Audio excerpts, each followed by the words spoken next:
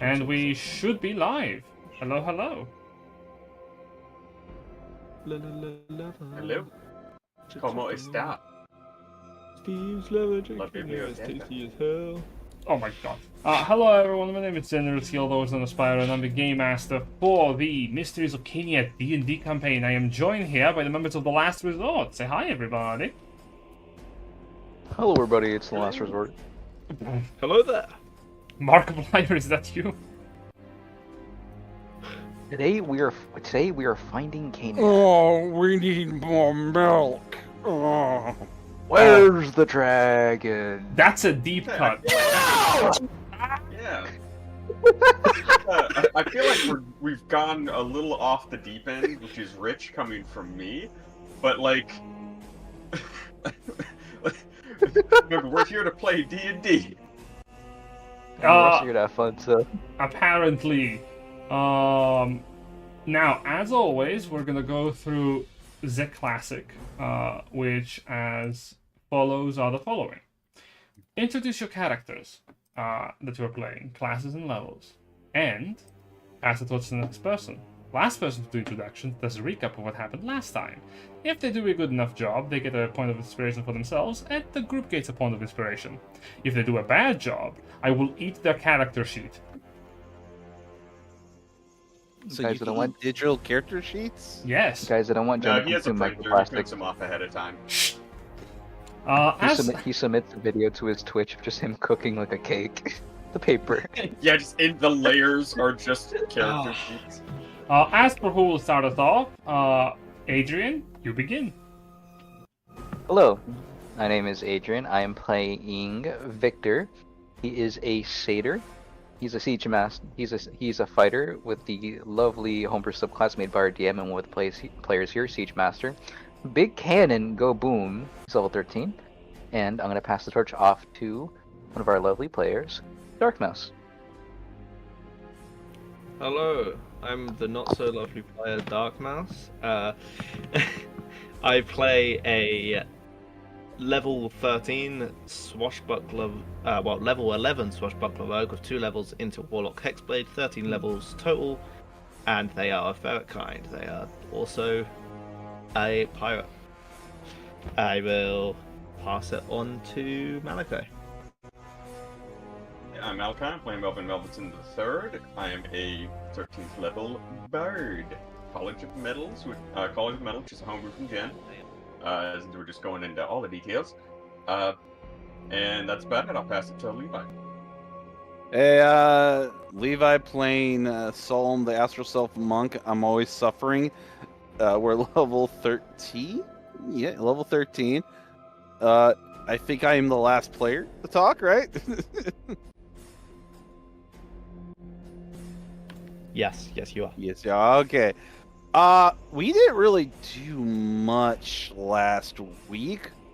Just did some wrap-ups, and we decided to have our characters take a break for a moment after the grueling battle with the giant mutated apex dragon.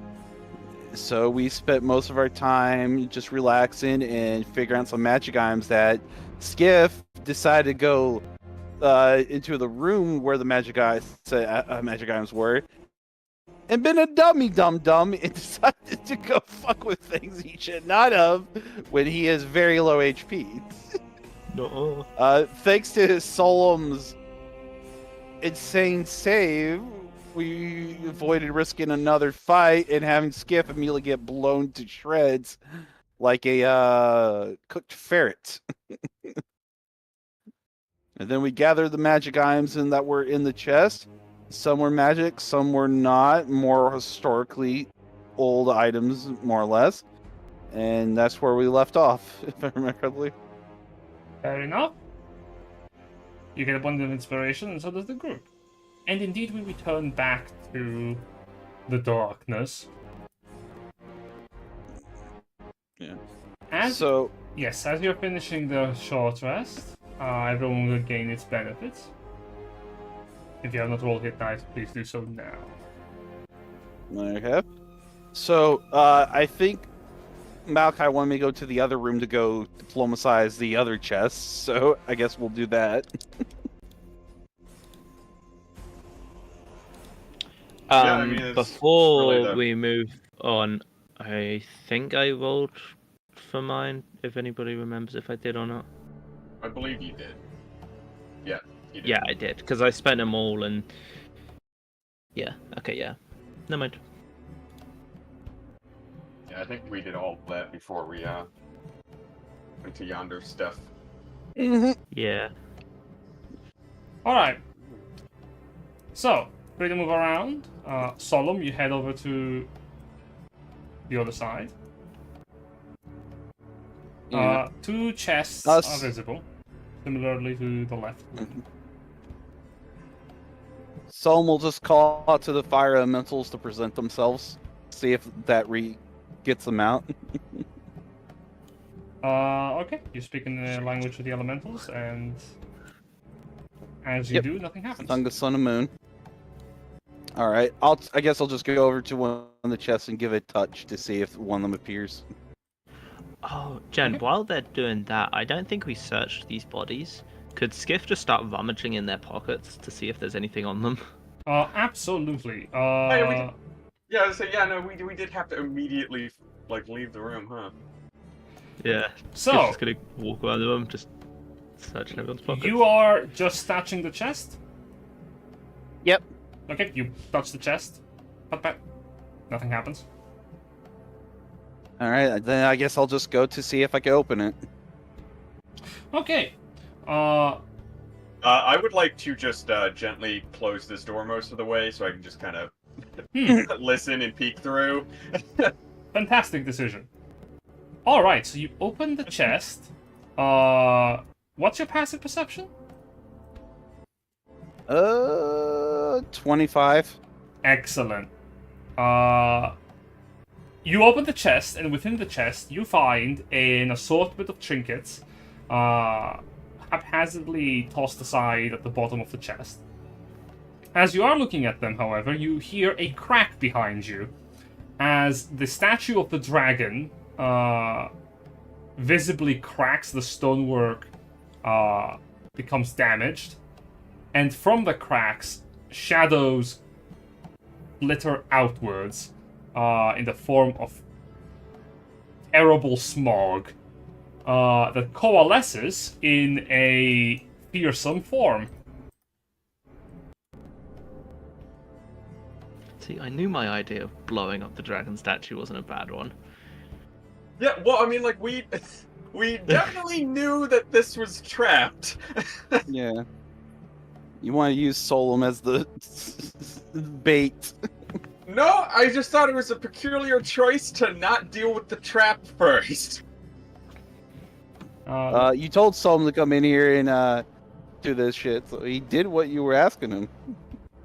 No, we No, just you did? offhandedly No. mentioned the stuff in there, but we definitely told the party beforehand, before the fight even broke out, about like, oh yeah, these are traps. Also, I Yeah, remember, but you told Well, Sol. I remember you saying you should go check the other chests. Yeah, I was saying like we might as well go get the other ones, yes, but like we had already established with the party that these rooms had traps in. Yeah, like me like, and Paxidor. Before we even start So it's fighting the just like- monks.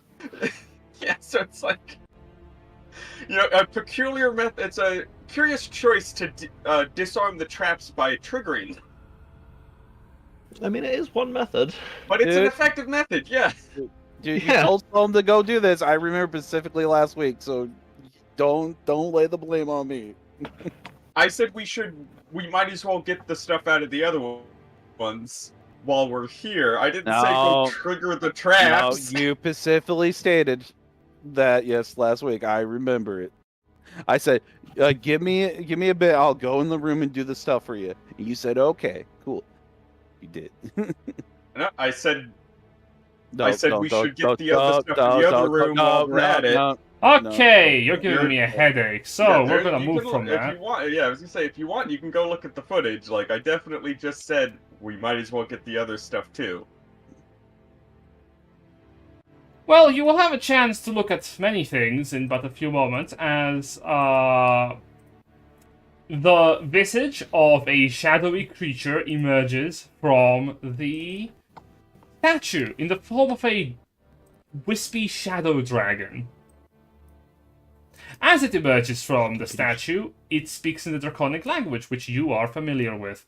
Sk'iff, get back to your original position. This is happening in seconds. And you hear it say in draconic, "Thieves will be eaten." I would like you to roll initiative, please. Okay, so this one, it's not going to be diplomatized. All right. And Can't diplomatize. Guess we have to exercise. Would Victor would Victor have heard this from where you're standing? Give me a perception check. All right. Let's see. Perception. 16. 16? Yeah, you would. And... Yes, Darkstar also will join. Oh shit. hey, there we go. There's a good roll. Oh, where? Damn, Oh, okay. I can't believe I rolled a 2. I think that's the first low initiative roll I've gotten in a while. Oh, actually, where are they? I just realized that. Oh, we're to the right. So... Okay, everyone has rolled initiatives.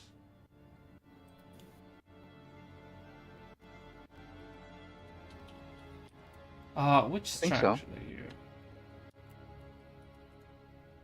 are you? Yes, this is a good one to use for this one, because I don't think it's very high stakes, battle-wise. You see that we rolled a 1 and a 2 in initiative. This no very high stakes till the monk gets crit. It'll be fine. Oh wow. That jump scared me. Victor, Alright. it's your turn. Alright, let me look. I have 25 feet of movement because of the armor. Let's do this. So that's 5, 10, 15, 20, 25. You know what? I'm gonna dash. Okay. Yep. 5, This is a 10, hole, right? 20. Oh yeah, I can't see anything. I forgot. No dark vision, no! Yeah, I There's dashed. light I in the don't. room though, so we should be fine. There sure is. I say as Victor only has 5 feet of vision around him. Alright, okay, unfortunately that's all I can do right now. Victor cannot see anything. Alright. The door within that room that produces light Wait, is where's- closed, yeah. so... Darkstar. Darkstar Did you is... roll initiative for the Oh shit, I forgot to roll For the initiative for smoke the dragon? actual smoke dragon. Oops. There we go. Hey, it also rolled like shit. Let's go. Darkstar gets into his fight pose and turns around 5, 10, 15, 20, 25, 30.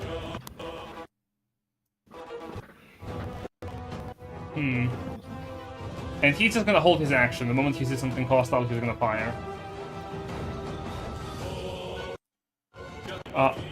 Solum, you go first against the Shadow Dragon. Alright, just gonna punch with my magic weapons. So, this could be a stunning strike, so first punch.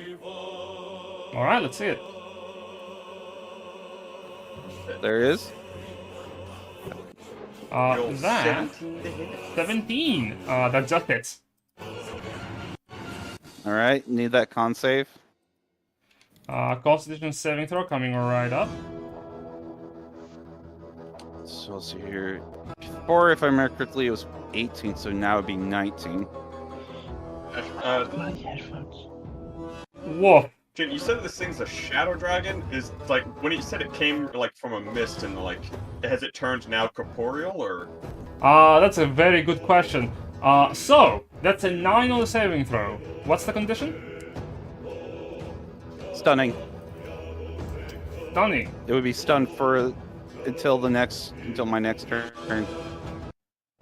All right. You know, he has the stunning condition. He gets a bedazzled suit and a giant, like, pink sunglasses. A piano shows up in the corner. Fair enough. Then I could get like So, just ultra glam. You know? That's 15 bludgeoning damage. Yeah, obviously, the ultimate glam is Elton John. Yeah. Okay. Guys, stop. Yeah. 15 bludgeoning damage. And then extra attack to land another. Okay. First Okay, of all, don't think that one hit. as you smack it, Okay. its incorporeal form barely is phased by the bludgeoning damage, taking half of it. Mm-hmm. Okay. And this creature has immunity to the stunned condition.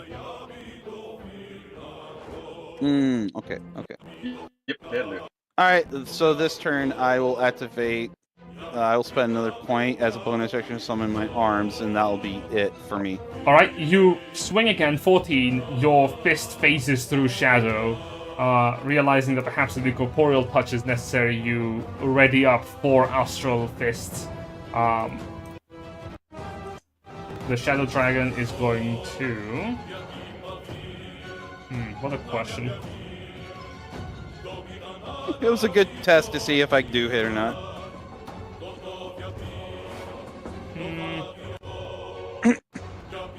I mean, you have a plus 11, if not, like, I think a plus 12 with your arms, right? Like, Mm-hmm. at that point, it's you either roll fine or you roll like shit.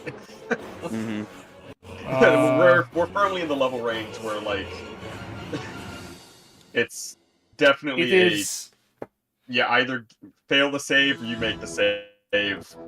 You know, you either hit or you don't. There's really, like, the likelihood of there being some, like, kind of gray in-between areas gonna slowly disappear.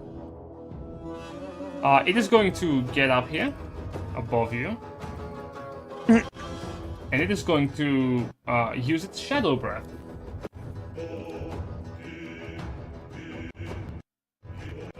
I need to make a dexterity saving throw. Why is it 17 on that? That's wrong. Ooh, did you? I think you gave me a goat hug last time, so as like awesome. That only lasts for an hour, so after a short rest, it would have worn off. Okay, well, I'm gonna use my inspiration point. Might as well. Just don't want to get killed. Oh, you gotta be kidding me. Yeah, no, that figures. Okay, I'm taking that 35 then. 30. Do you have evasion? I do have evasion. This is a dexterity saving throw. Yeah, I know. I still failed. You take half damage. Yep, evasion. Post the picture and they're all 20.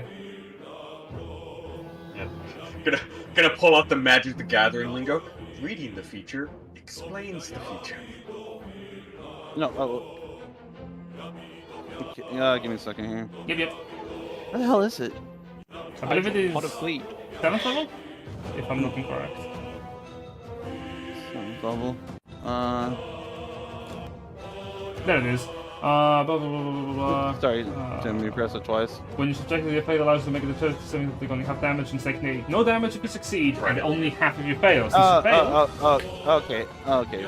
I thought, sorry, my brain was not thinking like, my brain thought it was just like, was in Pathfinder lingo for a moment. No worries. The Dragon's Breath does make contact, but you manage to avoid the worst burst of it. You take 17 points of necrotic damage, not 35. That's gonna have to be the Dragon's turn. Melvin. Yeah. So I will be like, crack the door open. Like, yeah, that figures. It's like, hey, so you remember how there was traps? I don't want to hear it from you. And I suppose. Now, does it seem like this Shadow Dragon was just like sleeping in the statue, or is it like its existence kind of tied to the statue almost. Whatever was in the statue is no longer in it. Opening the door, you just see the statue has cracked, and there is the shadowy version of the dragon's visage looming above. Okay, so it's sort of Solum. like the Ghostbusters dogs, like it just kind of cracked and broke out of the statue, sort of thing. Yeah. Okay. Gotcha. I was just like thinking, like if I blow up the statue, will it just disappear? But apparently, I don't believe that to be the case. Shadow Dragon is what I'm missing. I shoot it with my gun. No, you're not. You're not here. Momo, next time. I suppose I should... Yeah, I should... Probably just stick to cantrips. Yeah, we'll Sorcerer's Burst. Alright.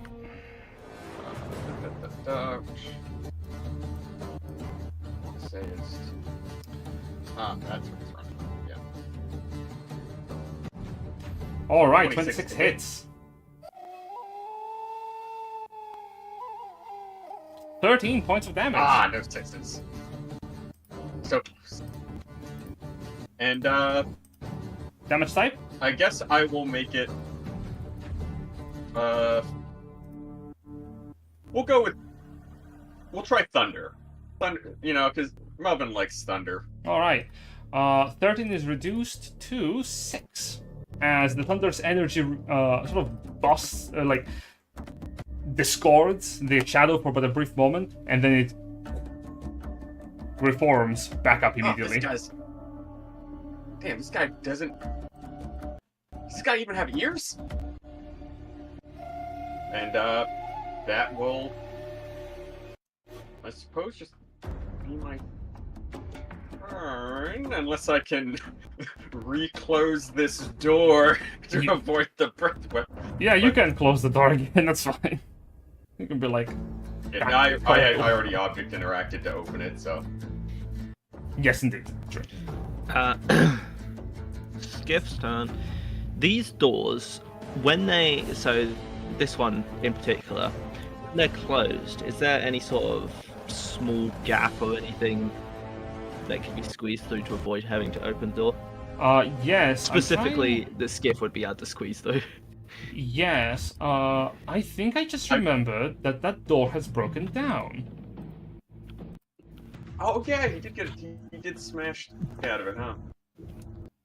Oh, Which okay. works Well, in that favor, because I was about to say, you might as well open it, because you kind of have an ally perfectly lined up. Oh wait, well, that sorts that issue. Sk'iff had been in the process of bending down to check this person's pockets, but when he hears fighting, he just kind of throws his head back and turns around as he draws his blade and just dashes over here using a bonus action to dash. Oh, okay, yeah. Running up kind of this way around so he can get behind it. Right up against the wall there. Against the wall? What do you mean on the wall? I can be on the wall. Yes, I will be up the wall, so I could be. You got those slippers. So that I can perhaps get flanking. That will be Solum? flanking because you're behind it on the wall. If you were on the ground, I would not give it to you. Hell yeah! And I'm gonna attack it, booming blade. You know, the usual. All right, let's see it. He cannot crit. I quit. Jin, he crits on, I think, base, he crits 17s or higher. I know, He's I a know. crit machine. I'm challenging. Wait, you crit on 16 or higher, right? Yeah. 16 or higher against his Hexblade curse. 17 and higher, 16 and higher if I've got Hexblade curse on them. All right. So. There's 141 damage reduced to 70. Yeah. A Awesome. deep I don't know ravening if it could be slice as the push. dragon's form is carved in half. You push the dragon. Strength save coming up. I'm going to attempt to. We'll see if this works. Oh, it Ugh. fails. Look at that. Indeed. If it can go prone, it'll be prone. Otherwise, just the movement. Its shadowy form passes through Solum. But it doesn't fall on the ground so much as it reforms standing on its legs. It is also immune to the prone condition. Okay, that works. How far did I end up moving? 70 feet. 22 and a half. You move 40 feet up to the door. I moved 70 feet. 40 feet up to the door, then another 20 feet to get up to the side. Oh yeah, because I had to go around. Okay, so I'll just move up along the wall to about here, Alright. and that's my turn. Victor, your turn. Hello. Did you know the enemies within sight? I believe they are. Yes. Yeah. All right. I'm gonna double check. I'm gonna maneuver real quick. I'll say, Jen, how high of a DC would it be for me to convince this young Shadow Dragon that he, in fact, did trip and fall prone? You would have to bend reality, so no. Victor Gotcha. is So, like, gonna you've got perform. DC like 35-ish, you know? No. Victor, Convince continue him with that your he turn. tripped? Okay, Victor's gonna focus he's gonna perform the focus maneuver on this one. Mm-hmm. So that's half my move speed, and he's gonna target the dragon. You see Victor finally be able to use his new item as a ray of light just would shoot out, and 15 plus 2.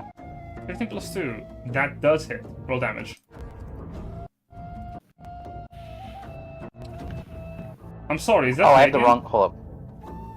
Oh, my bad. No, I have the overpower maneuver enabled by accident. I forgot to disable that. It's just 13. What damage? 5. 13 radiant. That's gonna be 26 points of radiant damage. As the dragon's form is vulnerable to holy light. Normally that would kill him. I did notice something just now. Sk'iff, you big cheater. I think it is unintentional, but your sneak attack and booming blade combo, for some reason, it is rolling both the 66 sneak attack and 2d8 you normally have, and also the crit damage on the calculation as a plus. Oh, it is. I'm gonna give Okay, the I'll see if dragon. I can sort that. I'm gonna give the dragon 24 hit points back. I see. It's doing that with all of them. So you might want to give it 17 back. It does it with all of them? Oh, that it does? Yeah, so you can see 14 and 18, yeah. Oh, yeah. So basically, yeah, you would just be looking at the second numbers. The second numbers, got it. Yeah. Oh, On that's. the bot, on the slashing, the fire cold, you look at the second numbers on crits. I will say, doing so this much would have damage. been very impactful against the challenger fight. Moving forward, please make sure your macros work properly. I took your work as granted. That was my fault. But moving forward, I am going to double check everything. Yeah, I have them Yeah. set up as as their attack modifiers and damage modifiers, so I'm wondering if that's why. Probably. Yeah, roll 20s. The thing on roll 20 attacks is it's really fucked and hard to do custom shit like that. That is your first attack, Yeah. Victor. And well, it is vulnerable to radiance, so. Wait, there's a giant crystal in a flashlight. Do not underestimate him. Yeah, it's just one of those Critical. super fucking powerful. Oh, nice! You forgot to take the cap off the flashlight. Aha. There you go. That's problematic. Yeah. So you see. You know what? You see particles. You see little light particles kind of go around Victor as it just would get sucked in and fire again. That's gonna be 32 points of radiant damage as the dragon is mortally wounded. Its incorporeal shadowy form barely seems to be able to hold itself together. Oh yeah. Alright. Let's see. I'm gonna check bonus actions. Unfortunately, this is not a light crossbow. literal light crossbow, so I can't attack a third time. All The right. misery. Fortunately, that is the bonus action, a second win, and that's the end of my turn. I'm gonna roll the dice. Gotcha. Go for it. Well, that means it's Darkstar's time to shine. I will say, Jen, his macro actually works perfectly as is, as long as you just only take the second Yeah, number. I realize that. That's weird. That is weird because it is rolling the normal and the crit separate. That's the thing. I'm Yeah. like, scratching I'm my realizing now, I'm remembering, this is due to how you have to set it up in order to have the brutal trait work properly with the increased die size. head. Gotcha. Have that be automatic, yeah. Fucking. Now, Darkstar has a very real chance of killing this thing. Yep. Which Well, yes! is Do it, redonkulous. Darkstar!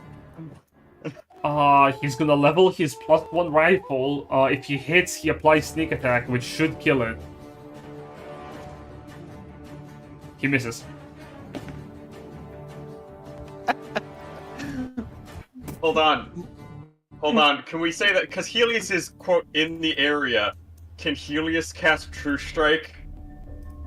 That's No. don't think. I As will, a No. I will not allow that for future proof. Also, can you? Oh, I mean specifically on Darkstar. I don't think you can cast True Strike on another individual, can you? Homebrew for us to be able to Yep. do that. Okay. Yep. I would say, like, specifically because it's Helios and Darkstar, because Darkstar is Helios' adoptive son. Darkstar takes out his rifle, he points it at the big ass Shadow Dragon, he fires, and the shot goes wide. And he goes, ah, damn it. And he's going to hide behind the wall.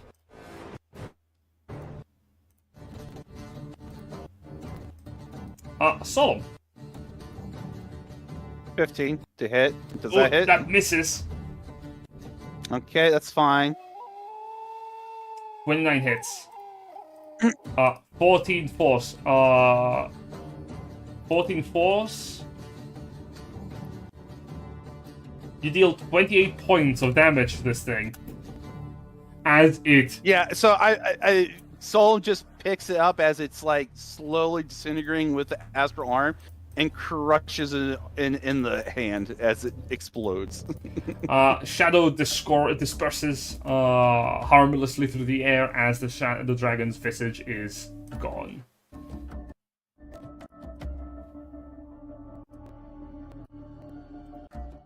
Well, probably can't harvest that one. Anywho.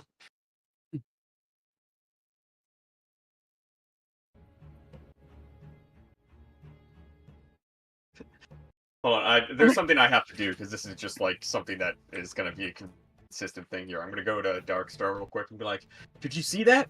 That was a perfectly placed shot. You distracted him just long enough for them to hit the final blow. What? No, I missed them. Yeah. Oh! No, it was perfect. What do you mean? That was a perfectly aligned shot. You gotta trust your instincts, Darkstar. Can I back Melvin up with this? Considering I saw. Sure. What do you say? I'm gonna reassure him, just like, no, you are correct. You did land the shot. I saw it with my eyes, Okay. and it literally went through the middle of it. Okay, make a deception check, Melvin. It was With advantage. For gaslighting. I think this is the second nat 20 I've rolled when trying to gas Darkstar. Amazing. He You looks... did it, man. He totally was gonna run away if you hadn't distracted him with that shot. But dude, it was like perfectly aligned, my brother. He looks a bit... fundled? Wait, you mean I should be missing more often to draw the attention of our enemy to give openings for all of you? Oh no. Not necessarily that, just you gotta trust your instincts, man. Your mind was racing and you were anxious, but your body, it knew where you had to shoot, you know?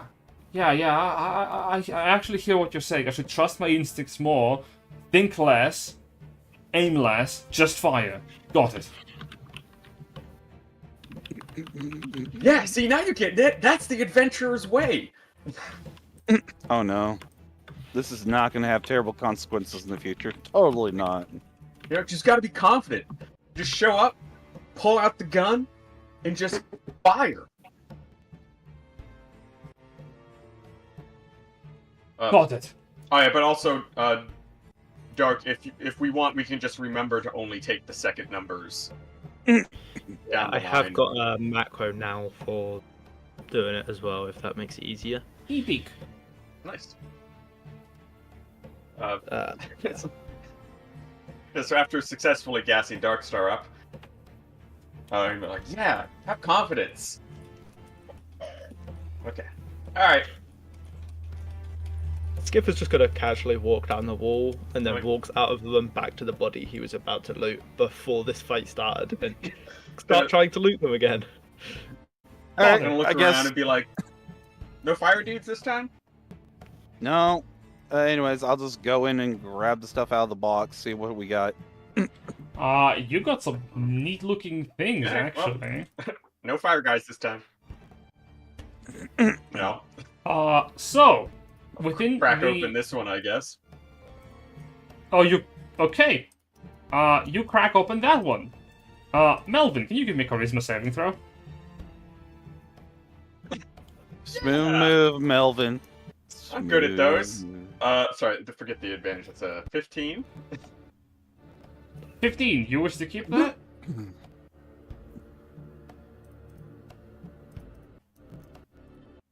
Well, I can't bardic myself. And you know what? Yeah, why not? See where it goes. Okay. So, as you open...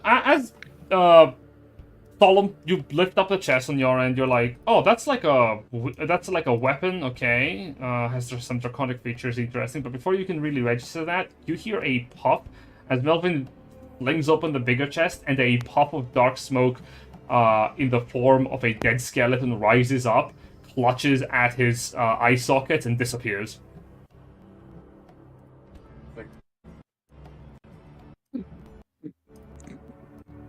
Do I know this happened, or is this like a happens and I forget it? You're blind, probably, aren't you?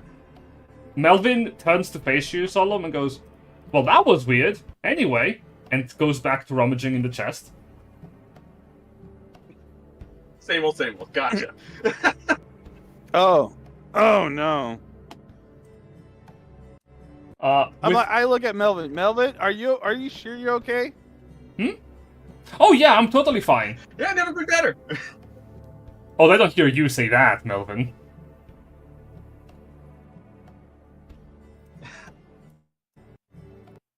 Yeah, I'm totally fine. Hey, you know what? You check out this chest. I have something else I have to do real quick. And he starts walking outside Insight the check room. on him to see... No, before he goes, I insight check him to see if he was perfectly fine or not. No, something is off. You know, I feel like it...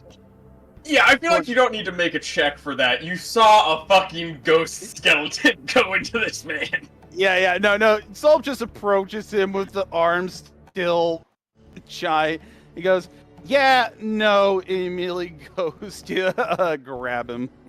As you go to grab him, Melvin goes, oh, I don't think I like that. Go make an athletics check. Melvin, make an athletics or acrobatics check to resist.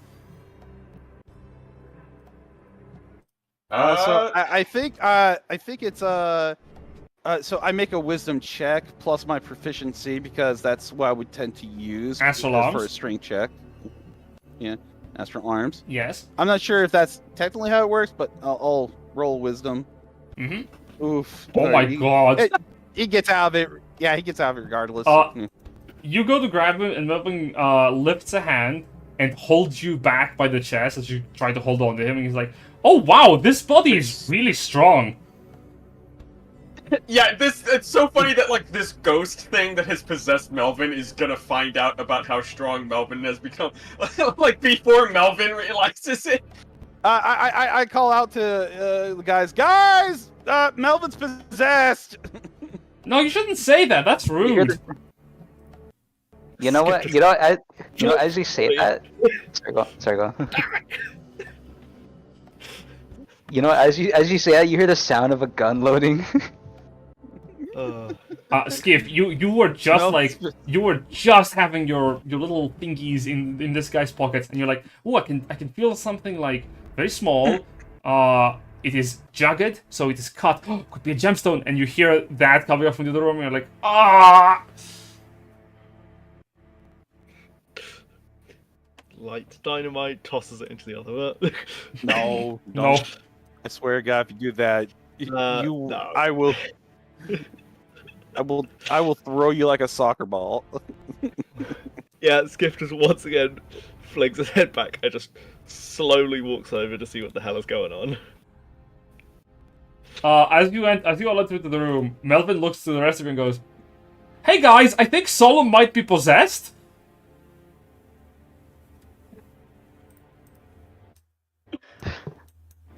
Victor is just... He's gonna just squint at both of them. It's just a Solum. Yeah. Turns to No. Melvin. A ghost jumped out of the fucking chest that Melvin opened, and a spear entered him.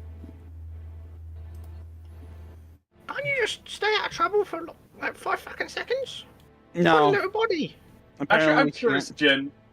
Am I conscious for this? Like, am I able to like see? Like, do I know what's happening just with zero control? So what is happening for Melvin right now? Melvin, you are stuck in your own body as someone else pilots it. It is an uncomfortable sensation. You try to speak, your mouth does not move.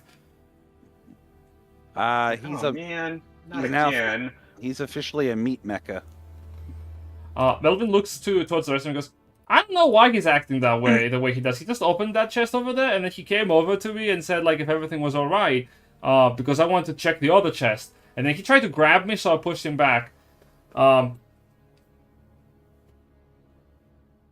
think it's weird. If that was the case, you would have known we already checked the other chests. He blinks. Really? So you just gave yourself away, dumbass. Make a persuasion check. You know what?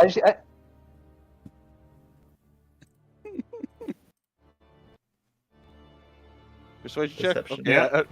Quick question. I'm on song with this. Can I back him up with intimidation?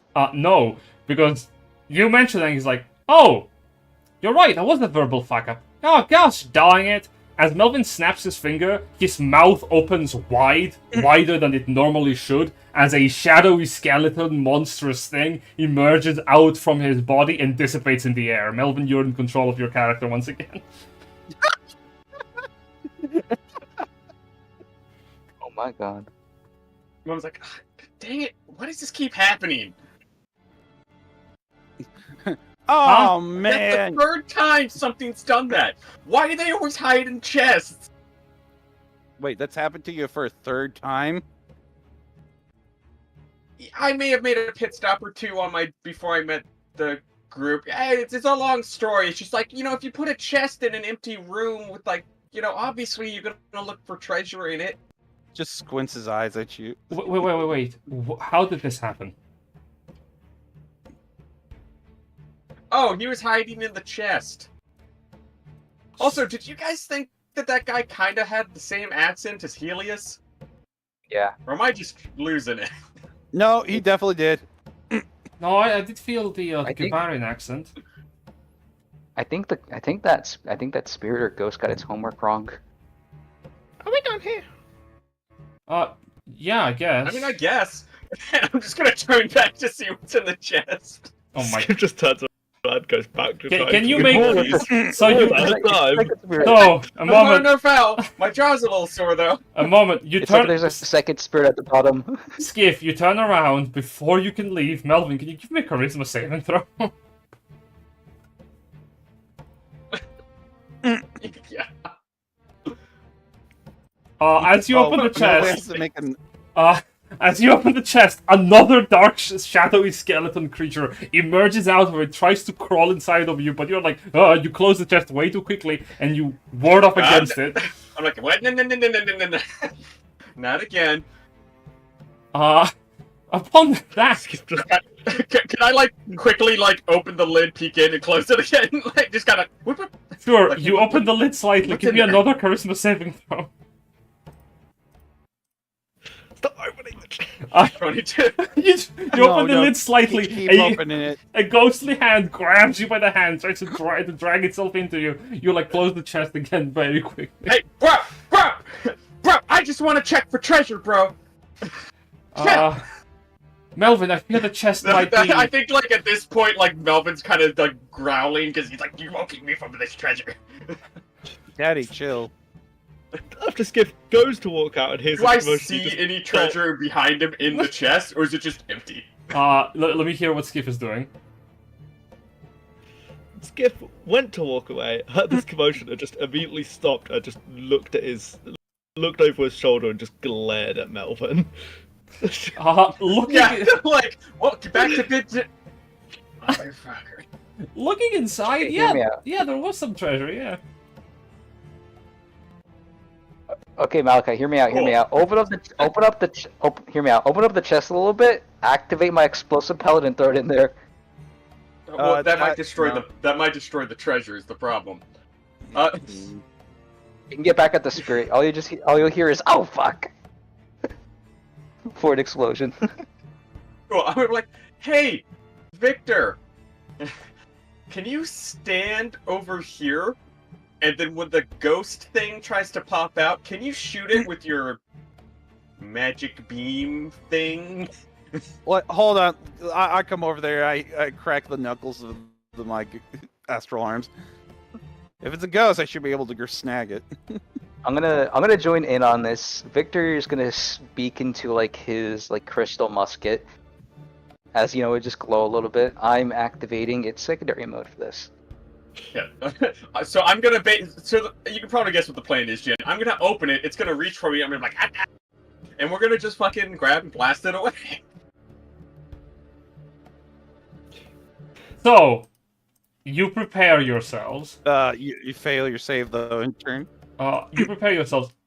You open the chest. I stay 10 feet away. Yes. As all of you prepare yourselves, Melvin, you're opening the chest.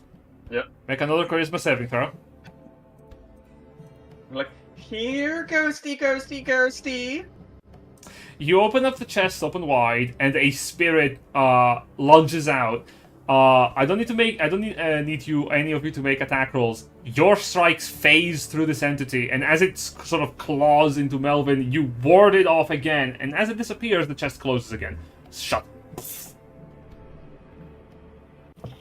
Okay, guys. So I just open it, and you guys scoop the treasure out. I think. Do we? I don't know. That's not. There has to be another way. Could you perhaps dispel it if it's a magical effect? Maybe it's like a ward. That's actually a pretty good I would idea, if I think. could, little buddy. I would if I could. No. Can Victor inspect this? See Yeah. if it's magical or if there's just a ghost. Yeah, make an Arcana check or investigation, your choice.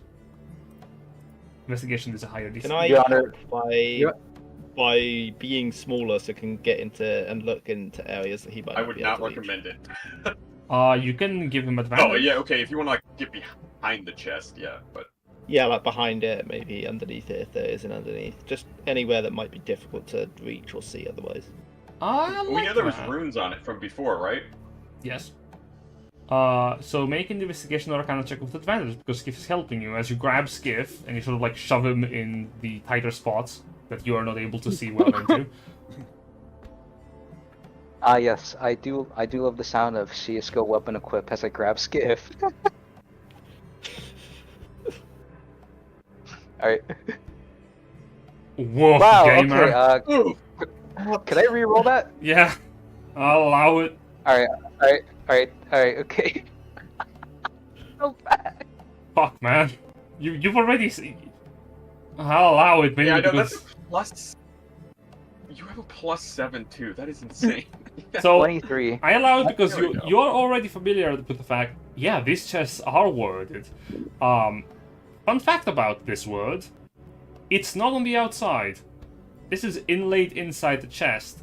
However, with Sk'iff's aid, as you sort of shove him a bit behind the chest, there is a continuation of the same glyph behind it. If someone with very nimble hands they could scratch out the encryption and possibly break the word. But if they fuck it up, something else will happen. So it's a bit of a delicate situation. Yeah, I'm gonna back up a Okay, so- lot. Yeah. Okay, so can I? All right. If that's the situation, can we do a reverse of what happened right now? I help Sk'iff, or I help Sk'iff with the Arcana stuff. With this, Yeah. or I will give Sk'iff a goat hug. Yeah. Big old Yeah, I fluffy guess. hug. Yes, I'll try and scratch a hoon out. You will need to give And me. then I will cast guidance. Do you have access to Thieves' Tools? Me. Yes. I have You are a proficiency, rogue. but I do not have any on me. Sleight of hand, then it will be. You will have advantage on the check because Victor is basically holding you steady. And he is guiding you as to what you should break. This is a challenge of both speed and endurance. The DC, you have advantage on this. The DC is 30. 30. so how big is the modifier? Out of curiosity, Well, Sk'iff. with the guidance, I might just. Well, be you able to also have a make goat it. hug for the next hour, so you've got the goat hug, and then I'll cast guidance as you go afterwards. So it's like we can hit this. Alright. Yeah, sure. And meanwhile, we're just like, damn, sucks that Paxidor decided to take a nap in the Vaseline. Although, question: this is just stone, right? Yeah. Yes, it is. Assuming this ruby is actually ruby, if it has any sharp edges, that would work. But what am I using for it currently? Just a finger or a dagger or? If you have a dagger, I sword? assume, or your claws, you're sort of like scratching it in the I right have places. a fancy dagger from the scale hold that I don't even know if it's magical or not. So Yeah. I'll say the dagger will give you a +1 to the check. There you go. awesome. Oh yeah. Oh wait, I was gonna suggest I could give you my. Oh wait, no, never mind. I forgot that doesn't work. Never mind. Go on. Okay. Advantage, sleight of hand, guidance, +1 from the dagger. Alright, let's see what we get. Oh. 19 with the goat hug wouldn't even be enough, would it? Yeah, We could probably re-roll that. Because Reroll? Take yeah, down well, there's the, like a take down the 50% meter. chance you get higher, right? Yeah. I'd say Okay. I'd say let's take down the meter and you should re-roll. Alright.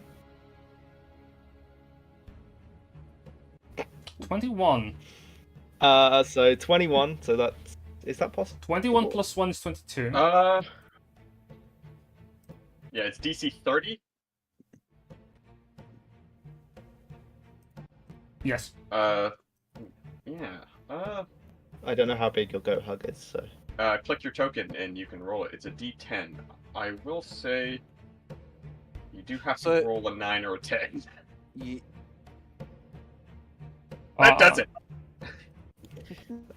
Yeah, I mean... The There soothing we go. effect of Melvin Fluff calms your nerves. Exactly 30. Exactly 30. You sweat a little bit as scratch, scratch, scratch, scratch, scratch, scratch. Yeah, as you're scratching, it's just like the wails of a trapped soul inside.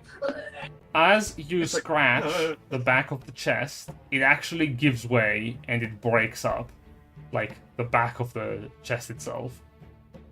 Melvin, you see the chest I open. fall into the chest. You fall into the chest, and you see Melvin at the same time the chest's top opens, as you see inside of its skin. Hey. Hello. Hello. Good job. Alright. That was a little more dangerous than it should have been, but... Well, you know, weird vindictive ghost. Kind of crazy that, like, the guy just went back into the chest after being freed, but I suppose maybe he didn't have a choice. Anything? Did I land on anything cool in the chest? You do. There is The chest is just full of, like, +1 daggers all pointing upwards. Full no. of used needles. No. Plus one used needles. It's full of 1,000 electrum. What you see inside the chest is you are sort of sitting onto it. A black velvet mantle that wisps of shadowy smoke permeate from it in the form of little tiny claws. They sort of like reach up to you. They don't really harm you so much as like nigh gently caress you. What the hell? That's creepy as hell. Can Sk'iff just kind of like grab it, and it's a mantle, which is sad. As I you was gonna say, how? I'm guessing it's like full medium creature sized too. yes, So it's like a. as you grab it, you see the mantle shorten and down to your size as the shadows disperse that make up its form. And then you see shadowy claws lunge towards your head. And as they do, you gain intimate knowledge of what this is. This is a shadow word.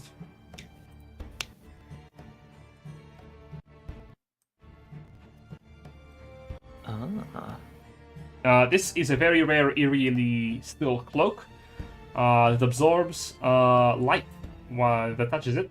While wearing this cloak, you have advantage on dexterity stealth checks. In addition, the cloak has 3 charges and regains 1 to 3 expended charges daily at dusk.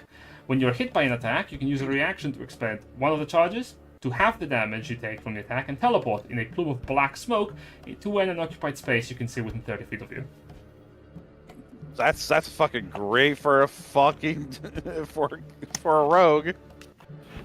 I mean, yeah. Does it bind itself to Sk'iff, or No. does it just give knowledge? It gives you this knowledge, and then the hands retract back to the cloak, and they become eerily still. What's kind of funny about this is, like, because we're high enough level, it's low-key better on someone other than a fucking rogue, because they just can't roll low on stealth anyways. You say that, but there's this thing called enemies could have advantage. It's also the thing with the reaction to be able to teleport. Yeah, because like rogues already have the reaction to have damage, right? From an attack, yes. Yeah, so it's like, so this is really just like, do you want to be able to teleport and like be a bit more likely to roll above your reliable talent? I'm gonna say right now, probably not for me. And so, man. I mean, unless somebody else desperately wants it, I would quite like it, simply just for that reaction. And then it wouldn't even take away from my opportunity attacks either. I'd still have 2 opportunity attacks. Yeah, it would keep your resources pretty good, so you don't have to worry about it. As you finish taking the mantle from the chest, that appears to be all that was within it. Those of you who will inspect the other chest that is not trapped, it does have a few things. Within it is an assortment of weapons. Sol's just tossing them out, wondering, no, nothing good for me, no. A +1 great axe with draconic style.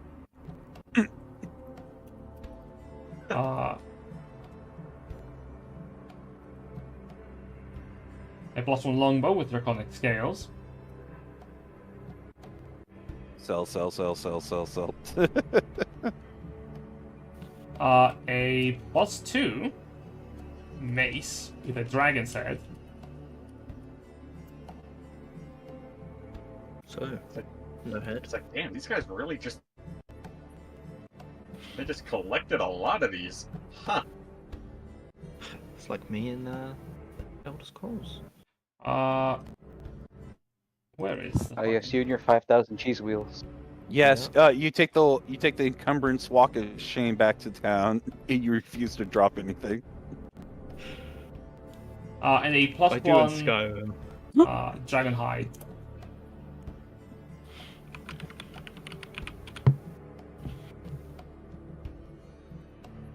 Oh, Dragonhide, that's good for monk.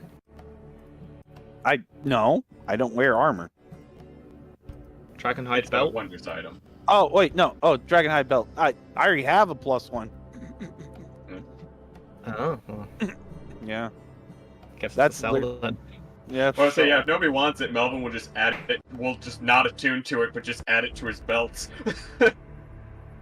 Oh no, he's becoming the Seeing belt. as there was no complaint about it, I am gonna add this Shadow Ward to my inventory, if that's... Darkstar is going to kill you in your sleep for that. He wanted it. He didn't say anything, but he did. But yeah, I was saying Darkstar, but also just like low key, the advantage on stealth for Helius or Victor would be so good. Just because it's like, just in the situation of like we're all sneaking together. Well, I roll a 3. By the by, because of your pep talk to Darkstar, he has gained a new trait.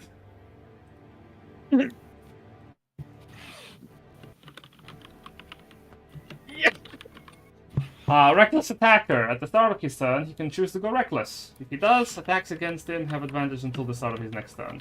But if he does go Reckless, his attacks gain advantage. Yes, that is amazing. I'm so sorry.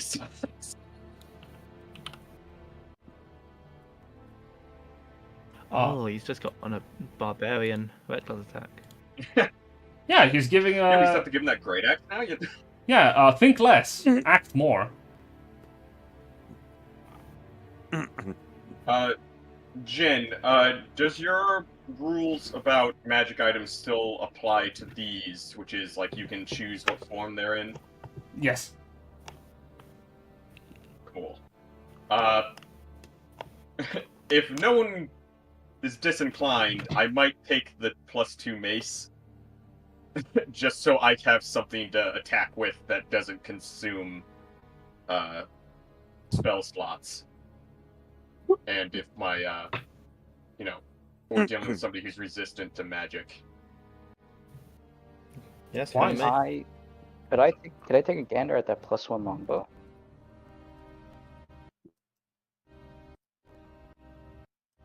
Actually, yeah, we should probably just have Victor try to identify it. Yeah, before you throw all of it into the bag, and then suddenly the bag explodes. Make an Arcana check. Yes, the one time Victor shines is when he's the identifier. Yummy. Well, I do identifying these.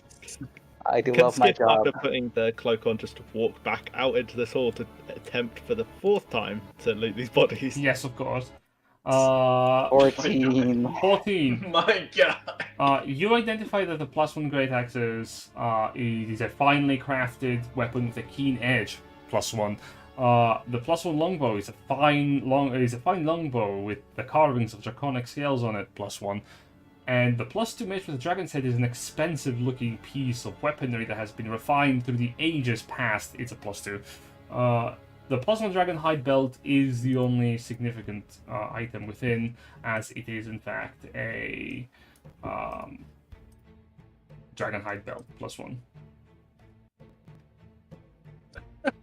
Yeah, it's like, I see. these intricate draconic detailing. This must denote some mystical draconic power, right? Right, Victor? I'm gonna be honest with you looming over my shoulder and me being able to unsee and not being able to see half these items. I'm not too sure. Oh. Yeah.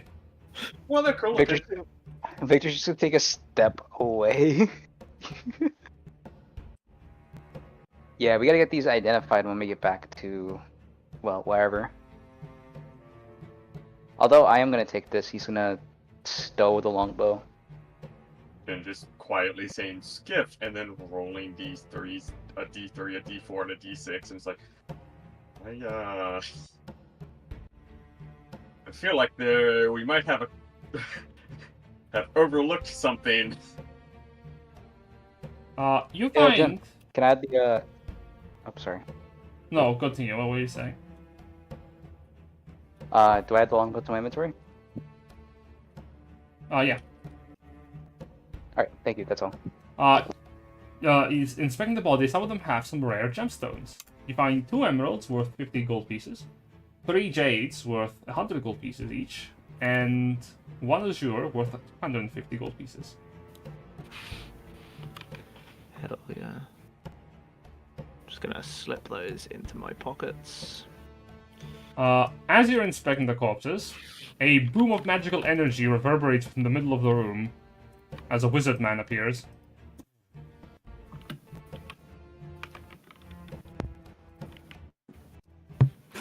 Oh god, he's summoning the Skip elderly. looks up for a second and then goes back to what he's doing. He summoned the elderly. Everyone run. Oh god! The elder god! Ah! Yes, yes, I am old. You don't need to remind me. It appears you have already dealt... He looks around. Why have you killed everyone here? Self-defense. Self-defense.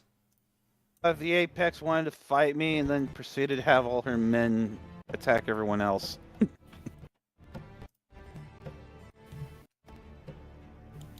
Very well.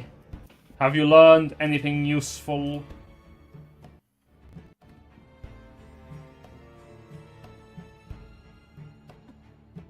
Gonna kind of stop and think and just be like, you know? I don't think so, actually. We kind of just like, Oh, we're like, so- yeah, we'll do this for a deal, for passage through the thing, and then just a lot of Well, hold fighting. on. We learned one thing. That blue dragonborn has been giving people the gift of the emerald dragon blessing, apparently. That's why they're all allowed to pass through those gates. And the Apex, I don't know what happened exactly, but she mutated into a monstrosity. Yeah, that's happened before. Could you perhaps give Outer more world of an forces. explanation in the form of detail? How did she become a monstrosity? I don't know. She was talking to herself about how the power she was given isn't enough, and she just started mutating. But she did talk about that blue dragonborn we met that Melvin knows a bit ago. Hmm. Yeah, we met her back at the castle a while ago when that bomb threat happened. But no, the weird transformation thing, yeah, that's like, there's this, weird kind of angry energy in the world, apparently, that just, really doesn't like, certain people, and we happen to, I guess, have some of those people in our group. And so sometimes it just kind of, you know, goes into people and or opens a rift / portal to like attack us, and they're all like obsessed with the Chardalon. So I'm guessing it's sort of a you know, can't really fully kill the thing that's more powerful than a god because they're like a creation kind of thing. So probably just like a lingering will situation. So you're telling me there's an ancient entity out there that is really pissed off of me? That's amazing. No, not you specifically. I mean, it specifically grabbed me and yeeted me across the whole room into the Coliseum room. Well, yeah, you had a personal like thing with that person that transformed, but it's more just a, you know, specific category of individuals. Yeah, we had to like, there was like a whole lecture we had to sit through on this from a Yeah, at one point from a god. The Exilum squints a little. You're telling me that you are anchors of destiny? Hey, oh, that's what they're called. Yeah, that's right. That's what the guy on the tree, tree chair said. You mean Ashmel? Yeah, that's what Ashfall. That's what he called us. Yeah, that guy. Well, specifically, he pointed me and Paxidor out. For Yeah. whatever. I am not familiar with that individual, but I do know what an anchor of destiny is. I think he called himself the God of Fate. Hmm. Again, not familiar with that deity. Nevertheless, if you have been marked as one that explains the phenomena, the ruinous powers, specifically Ashardalon, seems to linger strongly, most likely roused from his death by his followers.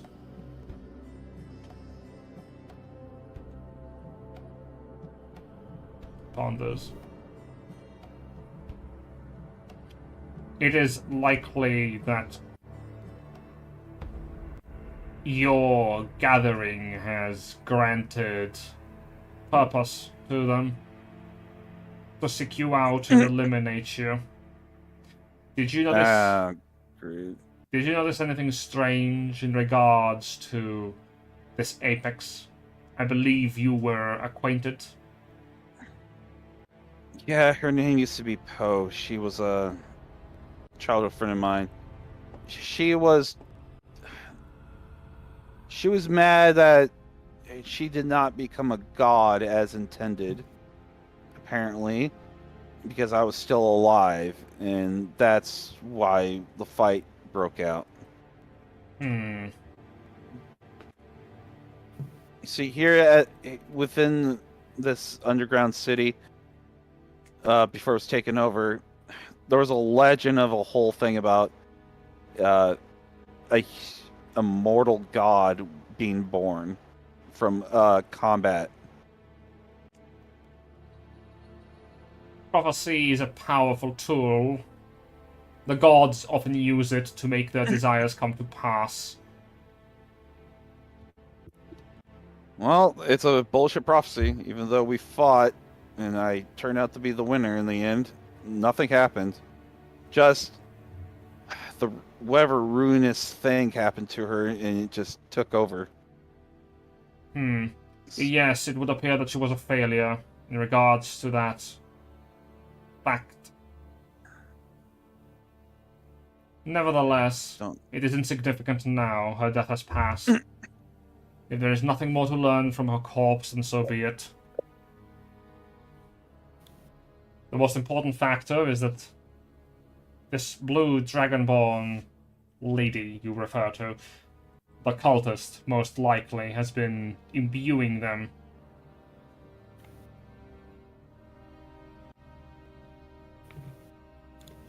Yeah, I'm pretty sure this is a case of, she made them technically dragons so they could walk through. But I don't know if that's the solution that's gonna work for most of us. It does not have to. While you were spending your time eliminating potential foes, I spent it finding a solution to our problem. Okay, you can take the judgmentalness back. I mean, our solution could have also worked. We didn't know at the time. He blinks. Oh. I apologize if my tone seemed sarcastic. That was a compliment. Really? Wait, hold on. Are you... His expression is like... He hasn't shifted. He still looks... His head is he's still like looking a little bit down on you, even though you are bigger than him. His head is a little bit arched upwards. It hasn't exactly shifted his expression. His grimace Can I hasn't take an changed. insight to see if maybe he's not that much of an asshole? He's just so, like, Emotionally emotionless. drained. like Unexpected. that, it just keeps coming across that way. It's like, oh, he's kind of an asshole, but he's not that much of an asshole. Make an insight check. 11. Well, something is up. Yeah, you notice that his facial expressions don't shift almost at all. Though neither does the tone of his voice. He's pretty consistent.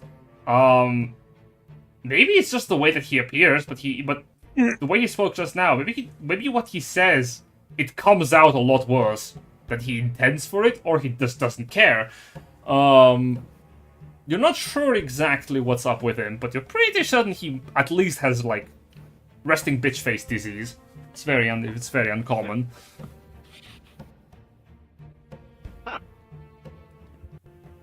Okay, I guess compliment accepted. Gotta work on your delivery. I do not need to care for that factor. I live socializing to my peers in the circle of power that we have built around the ruling blade. The other house, chapter masters, they know how to better intermingle with people than I do. Yeah, but aren't you the one... isn't your whole deal collecting knowledge? Indeed. Arcane knowledge. Right, so what about the knowledge that's not written down? The House of Tongues is more than capable of covering up the shortcomings of the House of Knowledge in regards to the spoken informazione. Besides, if I were to take over their vocation, I believe I would likely be inciting civil war, which at our predicament is unnecessary. Well, I agree with that, but I was more just saying, like, what if somebody just has a spell their grandparent taught them that just their grandparent invented and just never wrote down? He looks a bit Like, perplexed. You would have to ask them, right? Like, not socializing is like a one-way ticket to missing information. If that person that exists creates magic that is so profound and important that they do not write it down, and it goes unnoticed, then perhaps that magic is indeed unnecessary and unimportant. If it does catch our attention, be certain that we keep it catalogued in some capacity. Nevertheless, I personally do not have neither the energy nor desire to spend time talking with people. People are prone to lies, deceit, manipulation, most often due to their own ambitions. I tire of that fact. And I prefer facts to speak first and foremost. Regarding our journey to the dark, I offer you this fact. I have found a way to pass the protective word around the tower that we need to breach. Nevertheless, it will not be easy. Yeah, there it is. I was waiting for the catch. Indeed. Alright, well, we gotta fight. Unless each of you are willing to be imbued with the same energies that these trainees have had themselves be imbued with, which I speak against, considering it is likely a manipulation tactic by the Condanumva to keep them in line, I believe there's a trinket that should allow us passage through the barrier. Ashardalon had many followers, some of which he favored more than the others. One such follower was the Dragon Hand. The Dragon Hand was responsible for operations within each major settlement of mortals, but was mortal themselves, and was in direct communication with Ashardalon.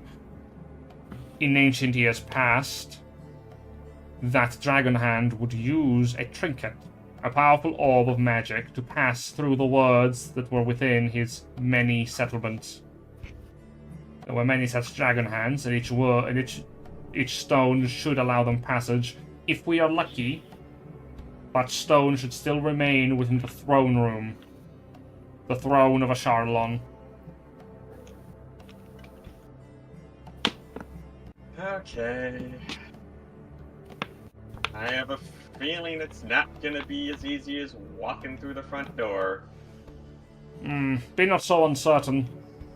The city has been mostly abandoned, and there is no true reason to linger within the halls of Asharlon's former retinue chambers. Especially considering... Well, let's face it, the dude didn't exactly utilize reason for why he would, like, force people to exist for thousands of years. You forget the guards that are just on autopilot till somebody walks up that have been there since, you know, his empire still existed? An accurate I'm guessing assessment. there's probably a lot of those. An accurate assessment, but nothing that you have not dealt with before, and I am certain you will not have trouble dealing with still. Oh, how far away is it anyway? Just pans over to the party, like, missing, like, tons of missing spell slots. We're all like,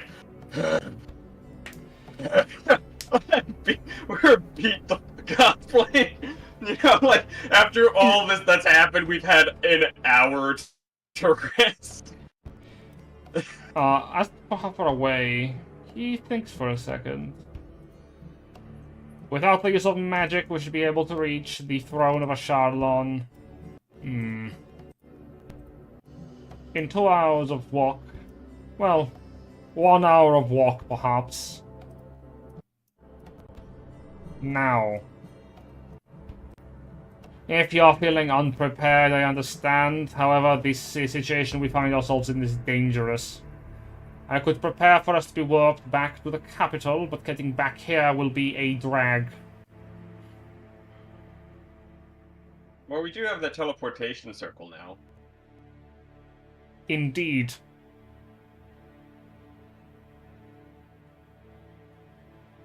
Oh. When I said here, I meant Yeah, here it's where we are good, yep. standing.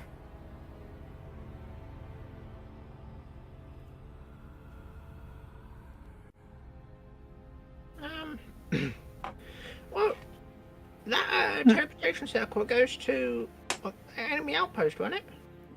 Yeah, top of that tower, but I guess you have a, you know, he points to the next one. I guess you've got, like, the one that lets you go anywhere, huh? He shakes his head. It is mainly locations I have been to before that I trust I can return to. Okay. If you're that afraid, I will You guys think accompany. we can find a cave we can block off to sleep, take a nap? If you're not afraid, I can accompany you on this harrowing journey.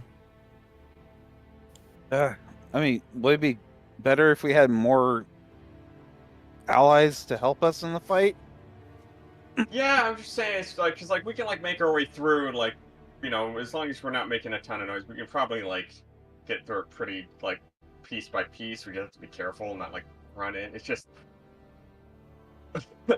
like it's like on a scale of how many do I have? So, on a scale of like about 20 units of energy, I'm running low. I am a little tired. But that being said, I did just get this cool like new weapon, and he's gonna hold up what was once, I guess, like what was once a mace, and I guess is now a spear, Jen. Sure, If that's okay. that's fine. Like, yeah, it's that looks different. Yeah, I've got like, I guess I can, you know, hit people with this. Yes, you could do that. If you are that exhausted and tired and meek, then I shall do so myself. You can stay here and... Nah, just running a little bit low on the magic, you know. I understand. But if you're done whining, then we can proceed. He looks down at his pocket and he picks up a working clockwork contraption. I understand for you it must not be important, but every day that passes, the enemy continues waging their war against us, and I would prefer the war be ended sooner than later.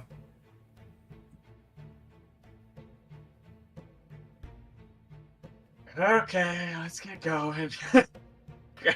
Start like, this is gonna suck. And he's just gonna go. He's like, well, gonna look back over the. Gonna like, hey, Helius, we're leaving. Be like, Sk'iff, do you mind? Yeah, like, do you mind just keeping an eye out? You're probably the sneakiest of us. Yeah, Sk'iff will, I guess, be a bit ahead, but like stealthily, so keep an eye ahead, but also able to know where we're going, if that makes sense. Yeah, sure thing.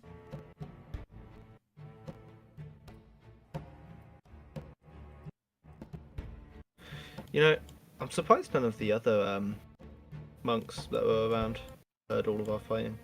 Even if they did, well, actually, they might be able to listen to me if anything goes wrong.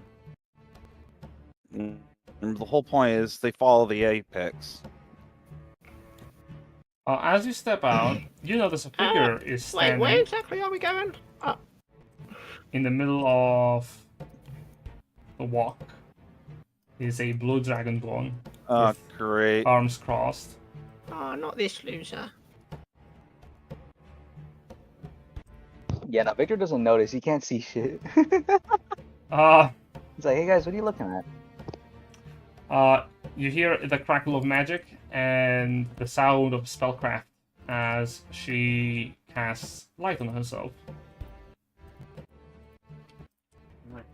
I'm being sneaky. It's like, I oh, hey, don't get Grahilda. turned into- Yeah, so it Uh, went good, but also bad. She's dead. Turned into a giant dragon monster thing. Not quite a dragon. Yeah, it messed up looking. Yeah. That's Well, that's fine.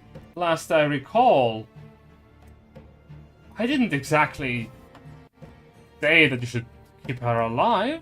I said that you should value her strength. In which case, I think you have outdone yourself. Yeah.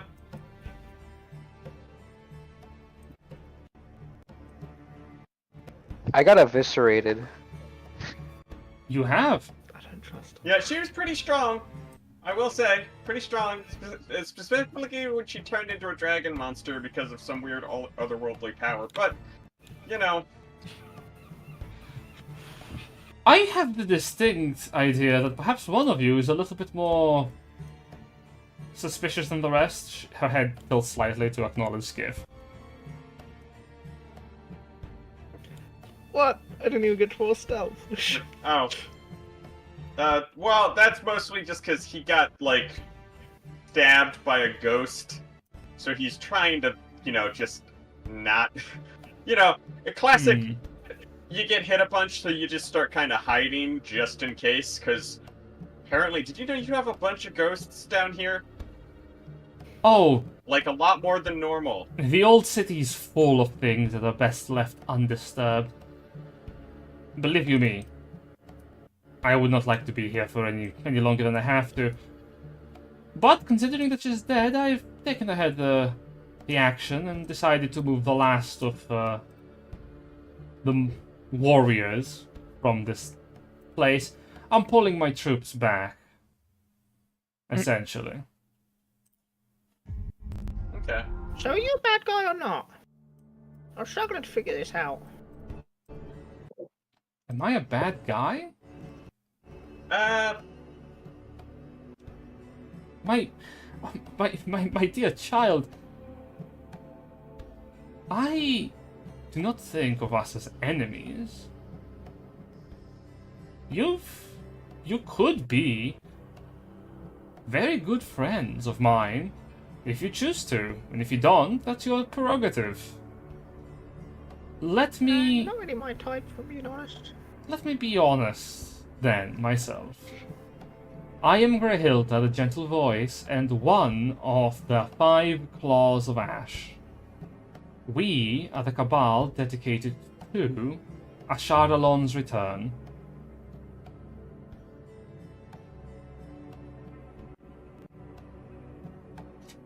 I must say, No one's one that just tried to kill us, no? yes, well, yes and no. It is Ashardalon's essence, true, but it isn't his mind. You see, death has broken the power, and it is raging, lashing out, unfocused. The Rightmaster will fix that in time. Hopefully, once the invasion has reached its climax, we will be able to properly get our Lord back in proper consciousness, and he will seek to cease his aggression against his enemies. Because I don't believe he recognizes you as his foes. I think he only sees your fated destinies as problematic, as aggression. The gods have always been the enemies of ruinous powers, as it is. I believe that is what you have been taught.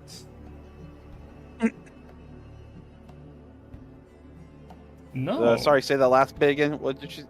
I would believe that would be what you have been taught, but I see some blank expressions. I mean, I wasn't really taught much. I know how to fish. Oh, I know how to sail. that is I'm a the greatest pirate that in is all the realms. that is adorable. Oh, that is so cute. But no.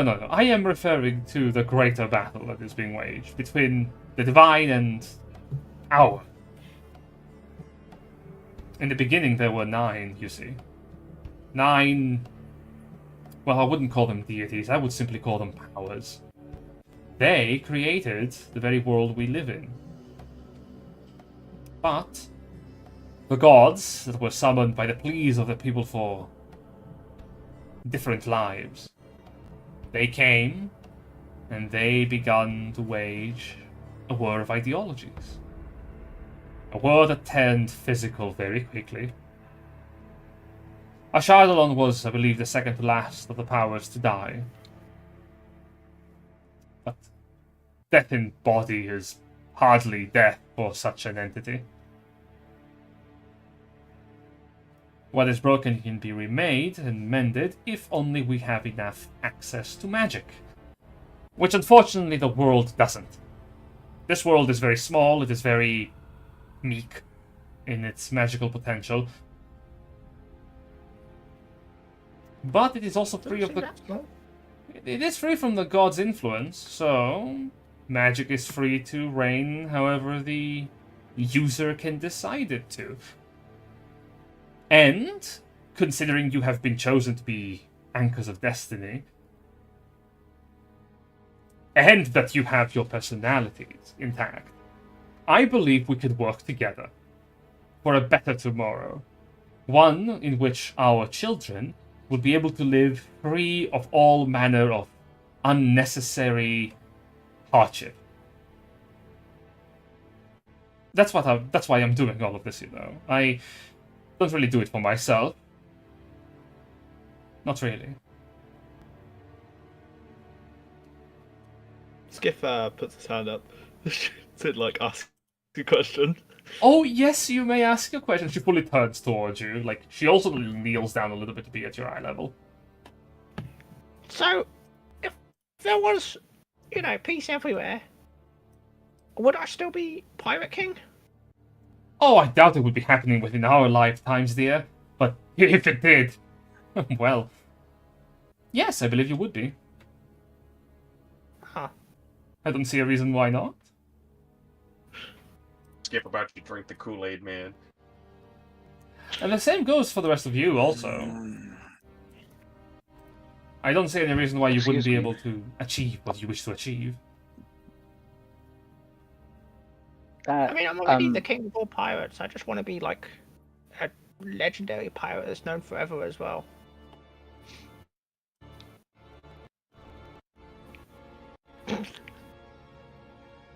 I mean, if you write enough convincing books, you could kind of just do that without having to do anything else. Well, what was Victor saying?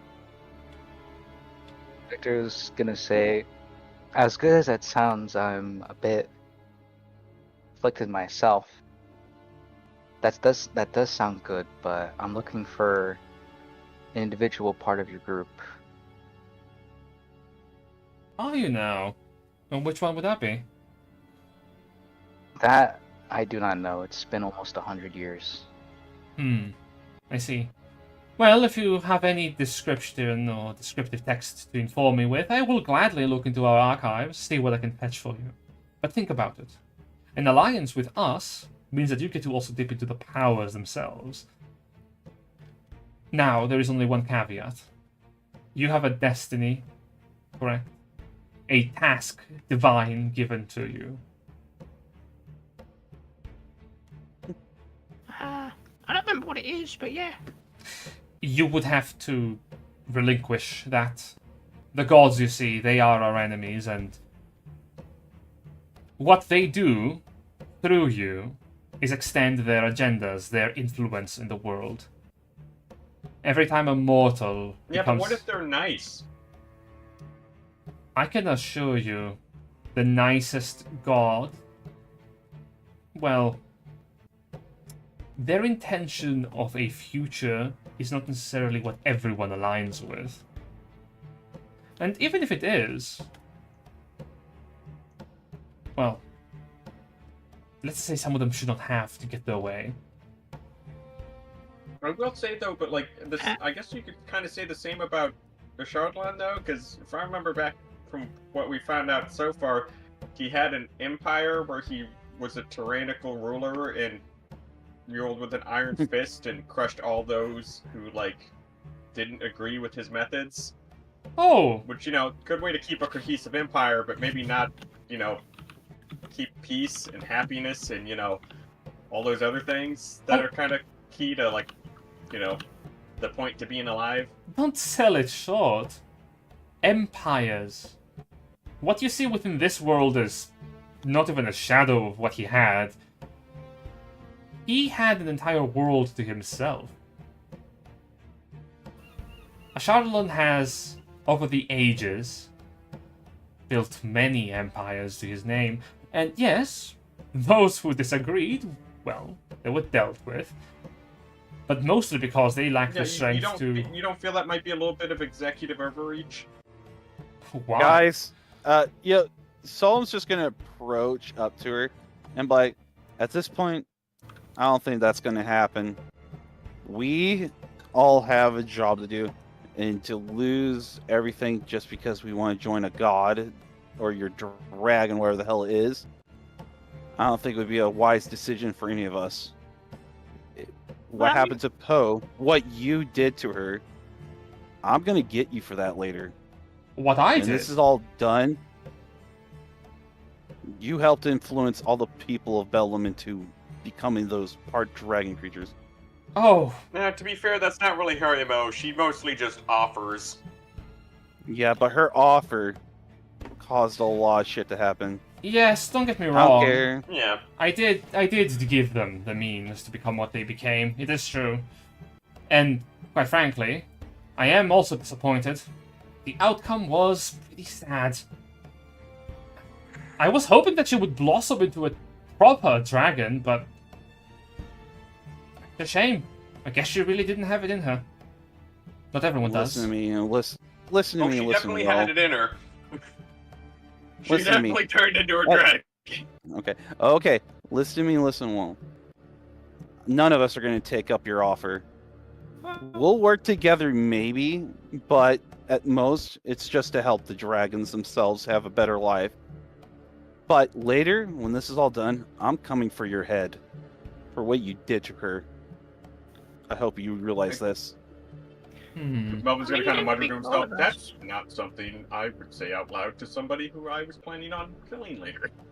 I'm That's still like not knocking really sure on the what we door and did. saying, I'm here to shoot you in the face, to let them know ahead of time.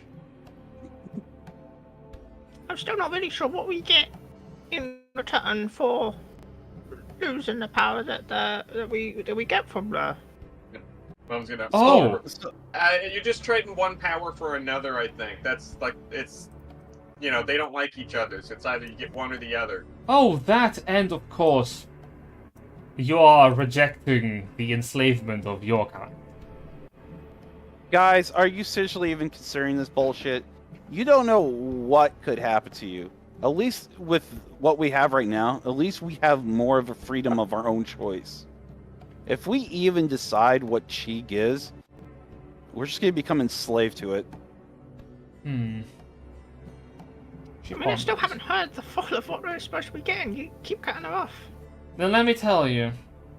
In exchange for breaking free of your chains, the powers, they can grant you much greater strength than you are familiar with. Devastation is not merely physical or magical prowess, it's a lot more depth.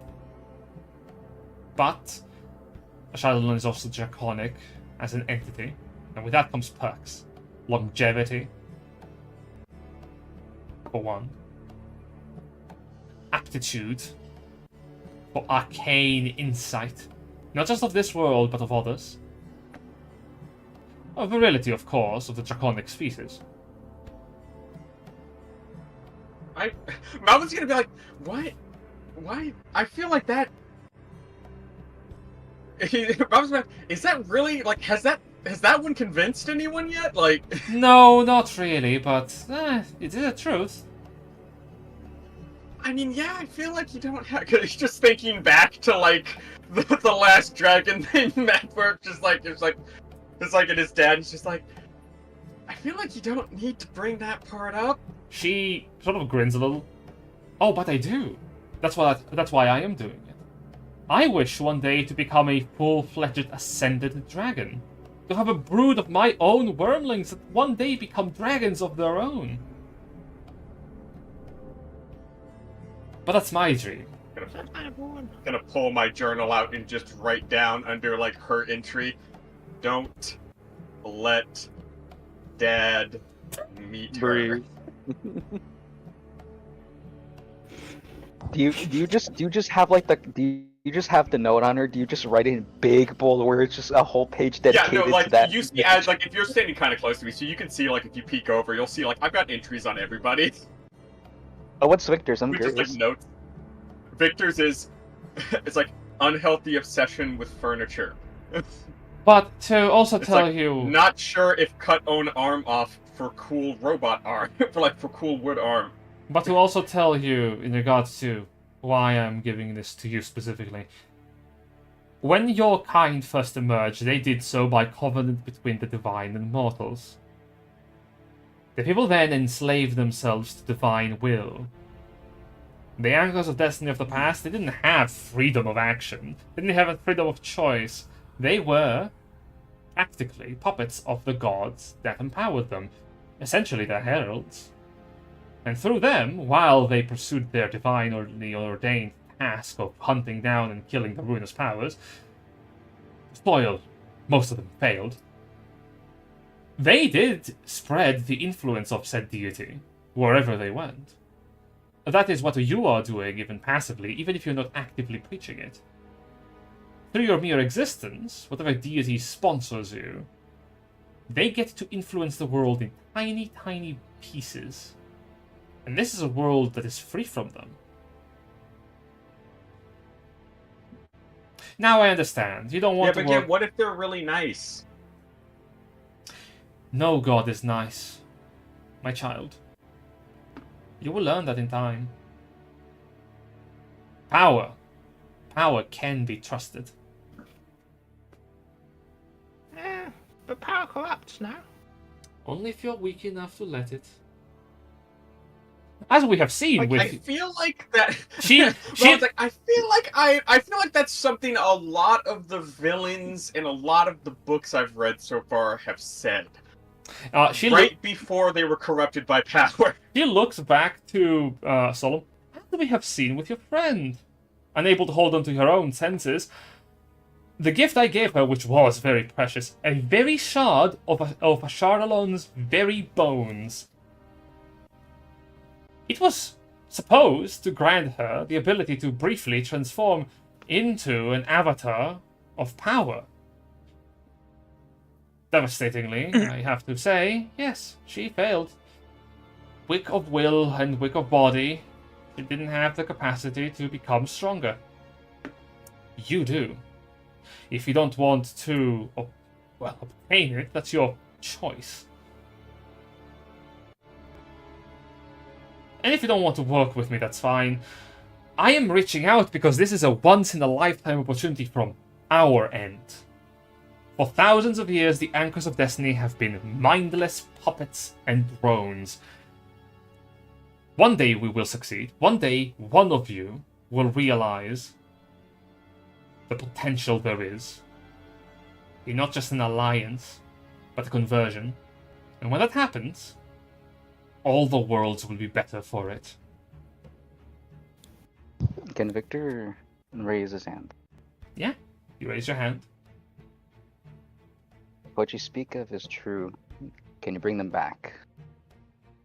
Those who are gone? Yes. Oh no, my child. Anchors of Destiny and servants, the highest rank of the ruinous powers, they are both inaccessible for return to the mortal plane, if not death by old age. For Anchors of Destiny, they become subsumed by the very domain of the god they serve. As for the Acolytes of Power, once you reach an epitome, if death happens, unless you are a servant of eternity, you're just gone. After that... Not me.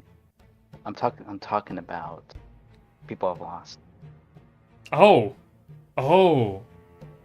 that can be easily fixed, my friend. My good child, no one is beyond the reach of power. Death is but a veil. Everything is possible. Nothing is forbidden. The only thing you have to do is accept no limitations. The gods would confine you. We want you to be free.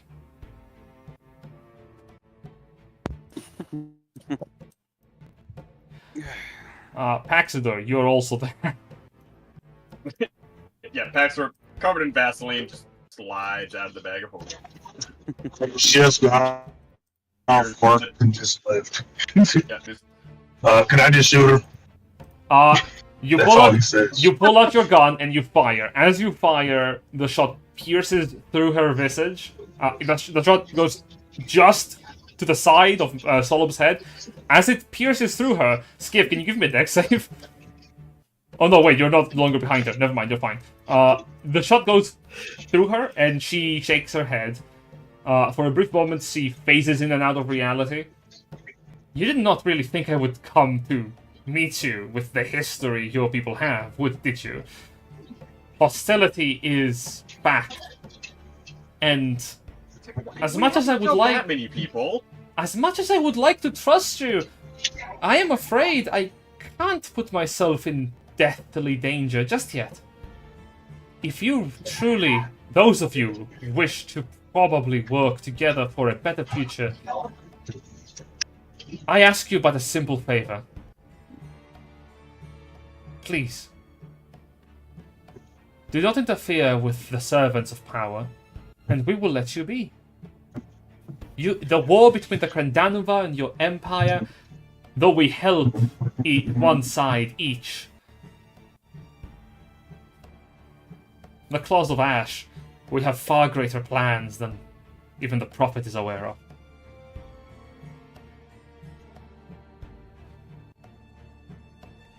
Yeah, I'm not drinking what you're selling. I'm sorry.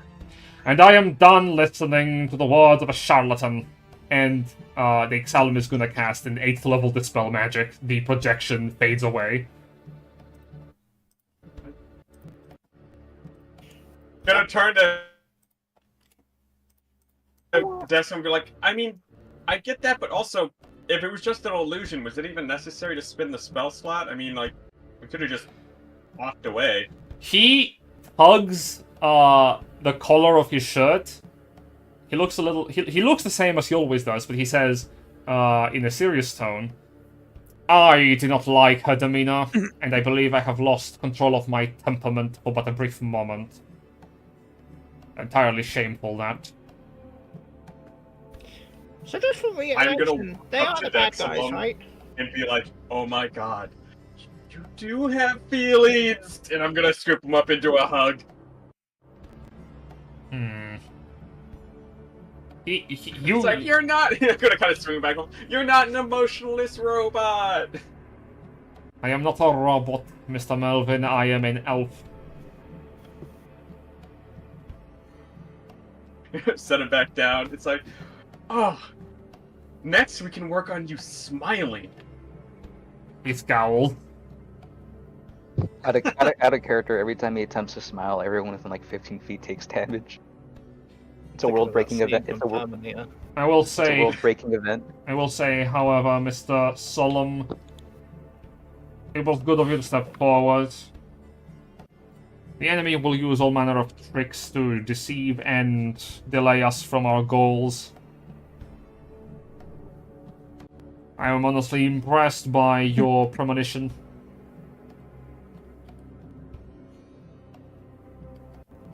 After what she did to her, I don't trust anything about what she has to say.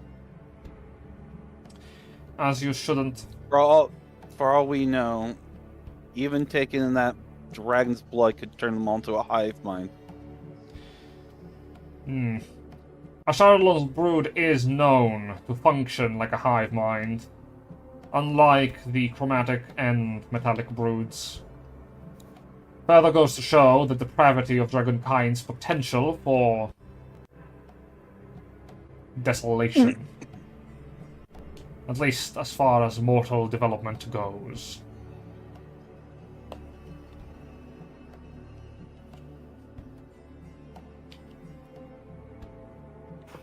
Well, I guess on that note... Yeah, can we move on? This was, Yeah, where's this throne? It's like, man, like... A Darkstar comes and pats you in the back. Totally not... Hey, Dexalum, question. Since there's probably is a spy within the kingdom, you think it might be the spy master that's part of it? Dexalum ponders. If you are referring to the House of Tongues leadership, she is peculiar. I do not put any faith in her, no.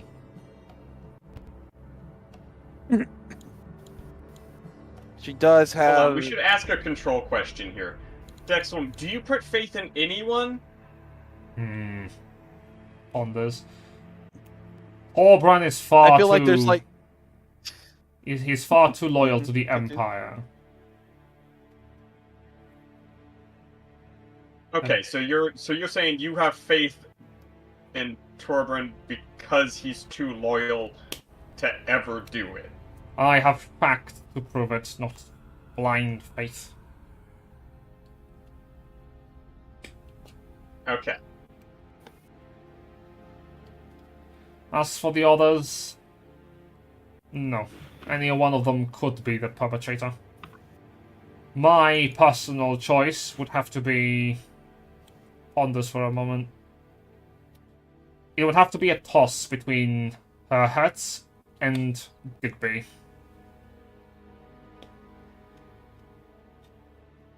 Yeah, I didn't really trust him. What's up with her Hertz? Doesn't he just does undead stuff, right? He is a nationalist of the Empire Gavaria, but he's also very secretive. His undeath has also distanced him from his humanity. His zeal could be a cover for his true allegiances. As for Raymond, I put little stock in a man who is so eager to take as much power as he does without it being checked. Nevertheless, that is a prerogative all of us chapter masters follow. What does, however, make me skeptical is his continuous absence from the public eye. Similarly to Hertz.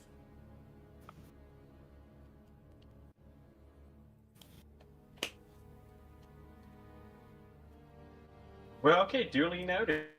Thank you for the input. So where's this place we're going? You travel. Realizing, like, oh yeah, he was like walking towards like Dexel, he's like, oh yeah, where is it? You will travel for a fair bit before you arrive in before a massive structure. Multiple walls hold back sight from what appears to be a grandiose establishment.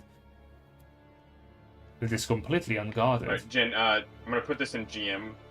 This is just a test roll to make sure I put the thing in correctly.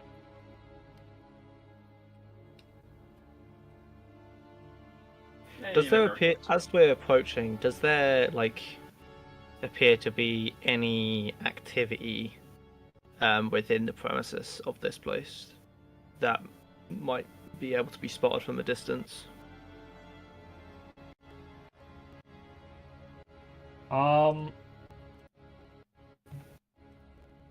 Give me a perception check as you're approaching. Perception. It's 21. Oh, don't mean to have advantage. 21. There is no movement that you can see within. Outside of the structure. Okay, I guess I should mention my passive perception is 27 now, Jen. Very important when it comes to being ambushed. But actively sticking out, you don't notice anything nearby. You do hear in the distance the crunching of something heavy and crystalline being broken from the direction of one of the red clusters. That's enough not to be significant to us, right?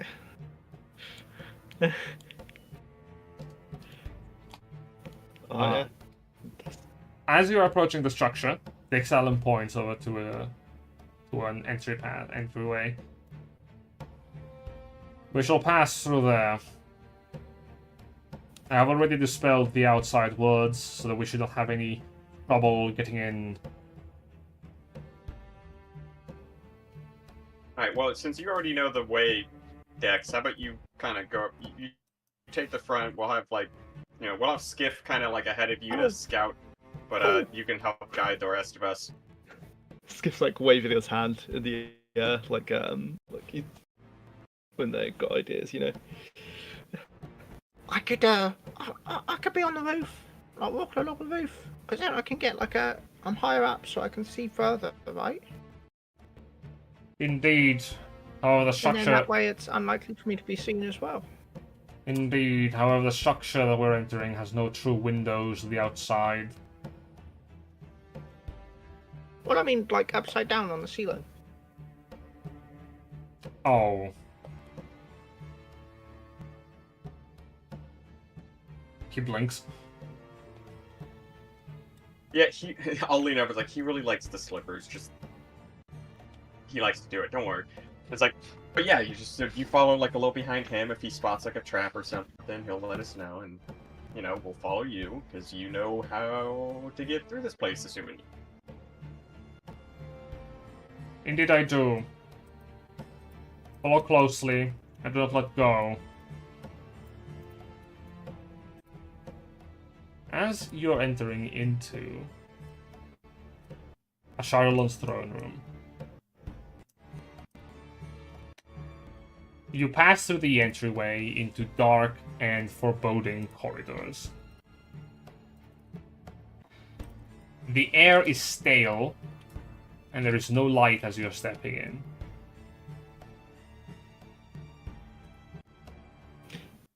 I'm assuming everybody that has dark vision can still see, though, yeah? Oh, you can. You feel... As you're looking in tones of grey, you see the Exalum move with haste. Purpose in his step. You follow behind him. The corridors themselves... Oh, yeah, I'll stick close. The corridors themselves feel maze-like. There are very few distinguishing features. In the absence of light, the few draconic sculptings on the wall are the only thing that break the monotony of well-carved stonework.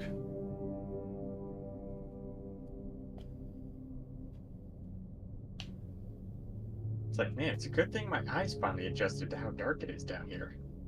The Exalum stops before a plaque of stone. In Draconic, multiple lines of text have been written out. A picturesque description of different rooms and their locations from the signpost. The Exalum nods and starts walking down the right of a corridor. You walk for another 10 minutes, essentially, following him through the rooms. As you're approaching, you get into a room that is pitch dark, and you hear the clatter of bones rise up from the floor. We're almost there. We need only deal with the remnants now. As the clatter of bones... You could have mentioned that before we get into the room. As the clatter of bones rise up from the ground, some of them cast light.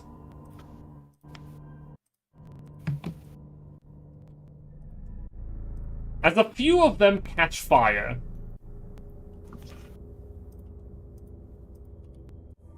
Excellent, what the fuck?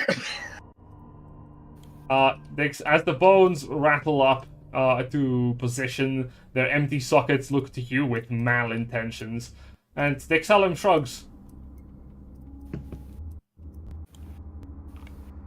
Oh shit. You better have spells left, Dexalum, because I'm running on fumes. You jackass. I'm sorry, what? Oh, 1 second. That's fucked up on the thing. Let me fix that. Oh, I thought We it was tried to put the lighting Alan layer still on. talking there. Oop.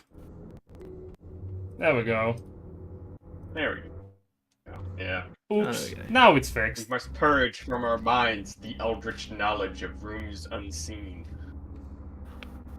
So, as you're entering in, the Exalum goes, skeletons are merely time wasters. Dispose of them as you see fit. Dexalum, this isn't a couple skeletons.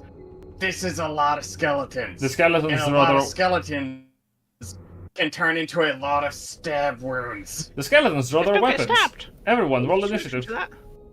Don't get stabbed, bitch. Exactly. Oh, for fuck's sake. And I'm gonna be a bastard. 1, 2, 3, Good thing 4. I'm not an assassin. I'm gonna be Alright. honest. This is the best situation for Victor. These are undead. Can you guess what my Radiant, musket yeah, does that's now? pretty- So yes. I don't want to alarm you, but Question. How many structures do you have left? 0. Uh, The dragon took all my structures. I lied. I actually have 2. I do have a question Oh, for nice. Jen. When we were going through, was Sk'iff on the ceiling or You are was considered he on the walking ceiling. behind everyone?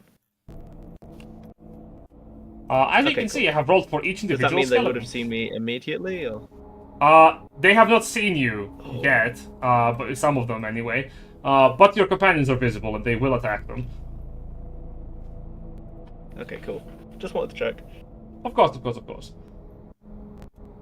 I am almost home. I'm 2 blocks away. Oh, We hear the voice of Paxidor echo from inside Melvin's belts. I will roll initiative for Paxidor then. Let me just click that. And that. And that. Okay. I'll just click for the Exalum. Of course, because you're a 2024 sheet and the macro doesn't work for you, you stupid motherfucker. There we go. So, with that out of the way, skeleton time.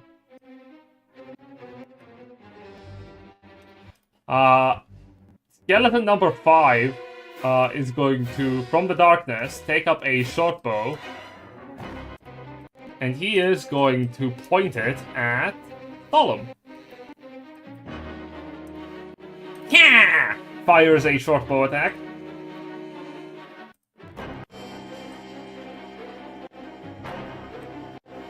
And 12 misses. Yeah, indeed. Dark. I'm gonna lean over to Darkstar and be like, Darkstar, you remember that stuff I said earlier? Yeah. Maybe we play it a little safer in this situation. Oh, I know you're testing me. Reckless attacker. He looks over at the skeleton. He pulls up the rifle and fires. Yep, Melvin's like, oh shit, okay, so it's like, Helius is gonna kill me.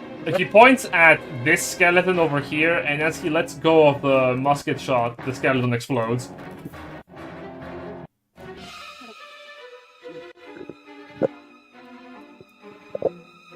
He's like, good job, buddy! Skeleton time.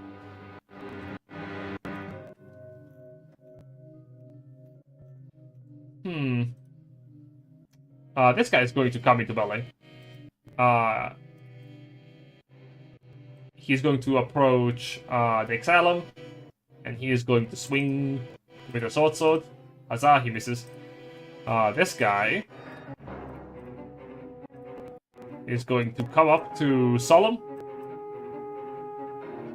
and he is going to stab with a sword. Nice. Ah, yeah, that'll get me. 4 piercing.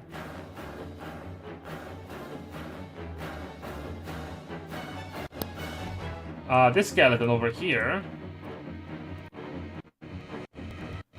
is going to approach Melvin and stab him. Oh, hey. Who doesn't that coming? I believe that hits. Oh, roll 20, please. Stop. And a 19 just hits, yeah. 4 points of piercing damage, and the skeleton swipes at you with an ancient sword. Melvin, it's your turn. Ow! Also, I guess in response to that, I might as well, right? I'll use my reaction before it's my turn. And, good old telekinetic reprisal. Sure thing. The skeleton resists, but his bones are too weak. He dies. Yeah, Melvin, I'm gonna look across the room at the rest of the skeletons and kind of be like, do you see what happens? Yeah. And then I will proceed to not use spell slots. Well, I guess it's like, well, I guess it's time to give this a, a good old try, and I'll, take out my, new spear, and I guess just,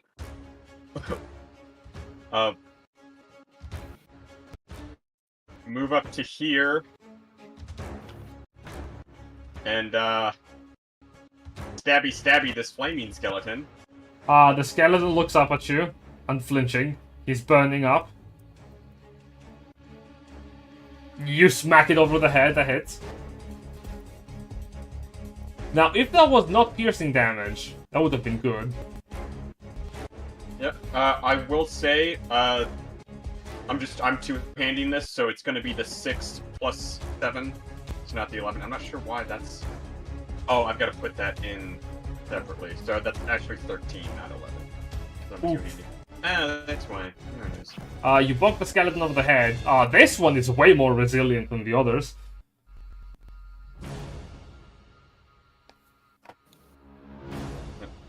Also, do magic weapons add the magic damage, like the plus to the damage too, right? Yes. Or is that just to hit? Okay, so that actually is 2 more damage, because that's supposed to have... Ow! Yeah, how dare you! Or... Oh, never mind, it's applying it automatically. Yeah, and then I will use something I have not been able to use so long. The horns are coming out, baby!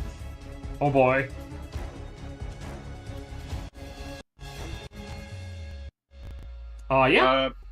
Bonus action.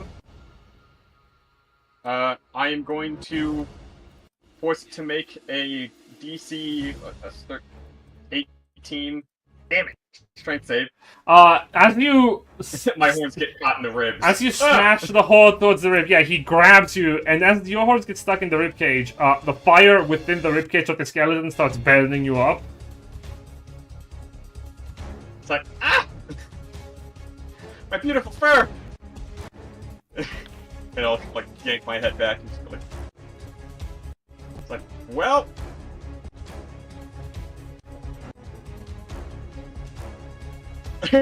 He'll just kind of look at the skeleton and be like, honestly, I thought you were gonna just fall over like the rest of, like, the other guys, so...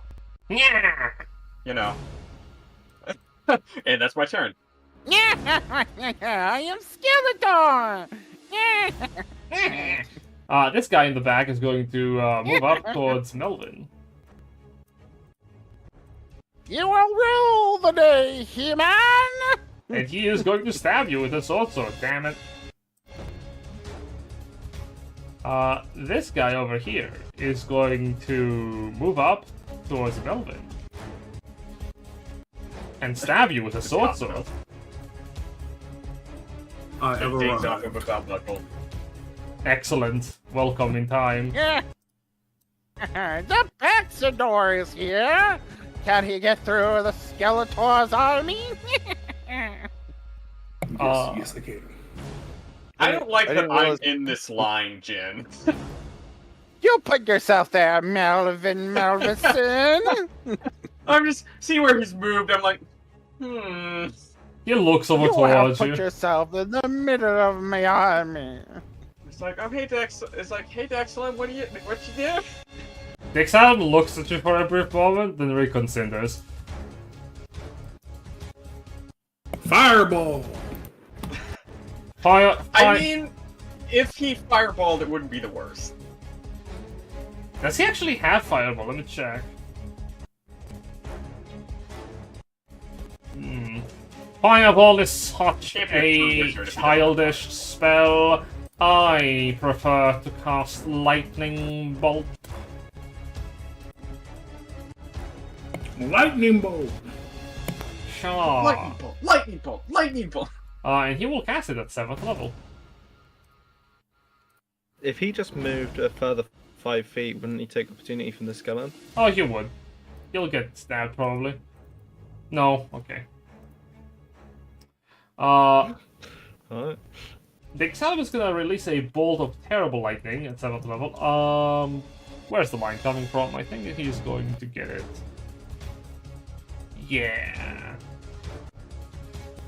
Yeah, let's go with like this.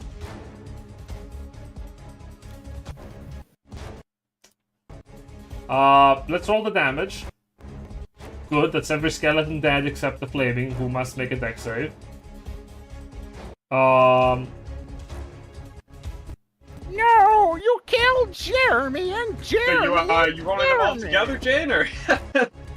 A crackling ray of lightning sparks and obliterates 3 skeletons. The last one, that critically fails, is nigh destroyed, mortally wounded.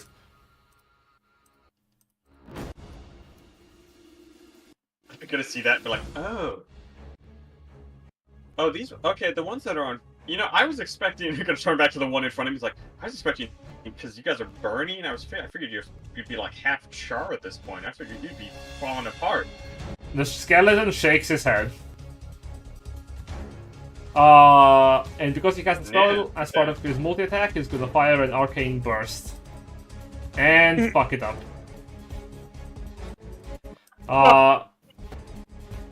The arcane burst explodes near the pillar where this flaming skeleton that's mortally wounded is.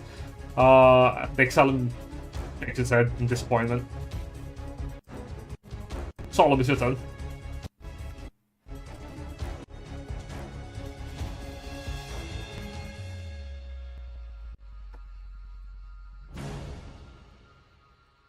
Oh, Solum, it is your turn. Okay. Okay. I'm just gonna try to kill the one in front of me first, so I just deck it. It explodes. Clatters into bones. Move over here. Deck this one. It explodes, clatters into bones. Okay. Well, that's it for me. Not wasting resources unless I have to. This skeleton goes, yeah, and he's going to get over here, and he's going to flank Melvin. I was like, hey, wait, no, you. It's like, quit it back there.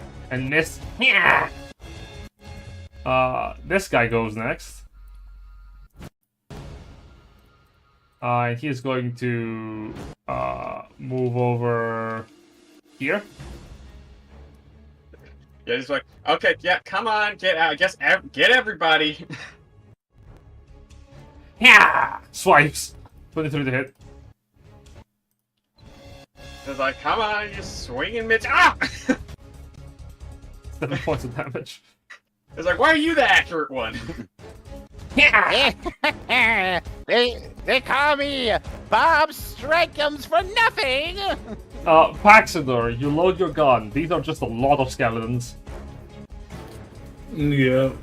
Like, it's okay, I've got these guys if you want to get the big ones. Or, you know, I guess they're about the same size. The ones that are on fire. Mm-hmm. Let's see here. No, they're not mortal, so I can't take their souls. I mean, they could have a soul. Oh, well, no, they're undead. So it's sort of like, I'm just going to shoot this flaming one here.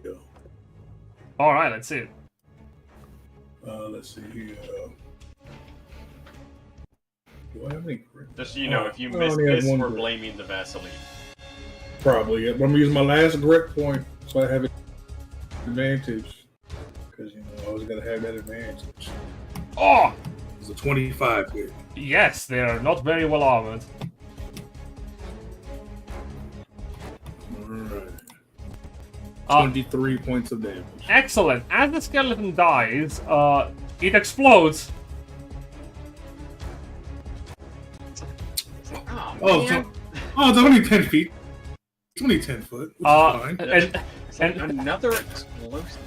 and this skeleton tries to duck out of the way, and as it does, it explodes. Both of them die. Yeah. 2 for the price of 1. Buy one, get one free. And then I am going to move. I like to move now. Away from this flaming skeleton. Definitely. Yeah. Yeah. No, actually, no. I ain't no punk. Mama didn't raise no fool. 5, 10, 15, 20, 25. Is this like a stand or something? That's a carpet. And then shit Oh, carpet. it's carpet? Oh. 15, 20, 25. Wait, no, then I'm going to start climbing the rubble. That's an antique. The rubble does block this doorway completely. It's like a caved-in part of the corridor. But you start climbing the rubble. Because I have a climb speed. Yep. And I just want to like just get a little bit like height-wise, like away from them so I can shoot from above. Yes. Victor, you watch as a bunch of skeletons are trying to kill Melvin. They might succeed. Okay, so just normal business. Gotcha. Right. It's like, yeah, just I I think just trying to kill the big ones. That I want to try using. How big is 15 feet again for the cone? Oh, 15 feet for a cone. Sure. I can fetch that for you. Yeah, because I want to do the thing again, but I don't want to. I want to see if I can't hit Melvin because it is a lot of damage. It's fine. Don't worry about all the little small ones surrounding me. Most of them have already used their turns anyways. So like, let's say try to take out like the big guys with a lot more health because, you know, I'm trying to conserve spell slots, so I'm not going to be able to do like heavy burst damage those. So you guys are going to have to do that instead. I can do like small AOE's though. Okay, so one in front, and then One in front? I can hit. No, I'm just talking to myself. I can probably hit all these, but it hit you as well. What's your strength saving throw? Oh, it's good, but I would just try to take out like these little small ones aren't worth like paying attention to. I'd say just try to do as much damage as possible to the flame. Melvin. They're weak to radiant I know. damage. I have thunderclap. This is a radiant shotgun. I get that, but like I've got thunderclap. All the ones around me are dying. Yeah, they're super weak. There's really. Yeah, like just try to do damage to the flaming ones. Because those ones are gonna take a lot more than I want to spend spell slots for. Damn, and I wanted to use my cool ability. Okay. You can. You just do it on like these guys down here. They're all gonna be dead. I don't have speed. Well, what are you doing, Victor? Well, You can consider. probably get close enough. No, they're out of range. Yeah, or if you move like, I think if you move down like here, you could blast these guys. No, they're out of range. See? The cannon only goes. The ability only goes so far. Oh, you're putting a. Oh, I thought you were gonna move and then put the cannon down. No, I'm not putting the cannon down. Oh wait, yeah, it's your arm. Yeah, so you could just. Couldn't you just move diagonally? They're out of range. Okay, Victor, you know what what? are This you is going doing? on for too long. Hmm. Bonus action. I'm gonna swap back to its other form, and I'm gonna target the flaming skeletons. Alright. He's gonna focus for the first one. Yeah! That hits. 27 plus 2. Yes, that hits. Okay. Ooh, 10 points of radiant damage. For 10 radiant. And then I don't have enough movement. I don't have enough movement speed for a second focus, so he's just gonna fire once more. 22. That hits. 11 points of 11. radiant. Ooh. Most skeletons would be killed by such a blow, but this one is hardier. Your Honor, he's not within shotgun range. Yeah. He's on your The turn? moment he's within shotgun range is the moment it's over for him. Yeah, that's the you know, I'll move. Alright. Let's see. 5, 10. Oh wait, so I used 15, which leaves me with 10 feet. Alright, right there. Okay, that's about it. Yep. Excellent. Bones turn. Ha! The skeleton's gonna rush up.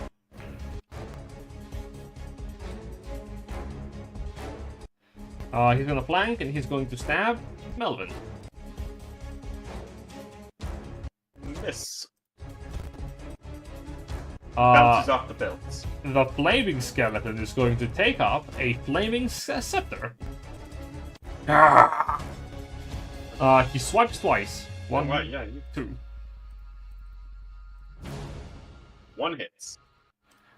He bashes his flaming scepter over your head for bludgeoning and theory fire. Bonk. Minus 7. And I'll go ahead and use up my a telekinetic reprisal. Uh-oh. Good old DC-20. Ha! And he fucks off. Yeah. Blast him 10 feet backwards, please.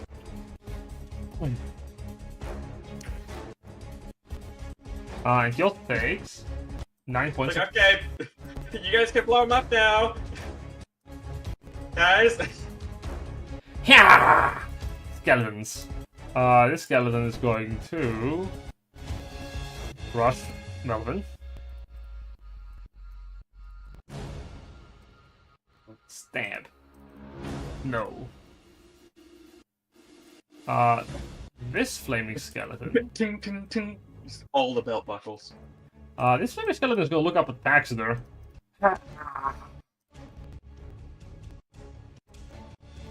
He's gonna take up his scepter and he's gonna hurl flame at you. 2 bolts.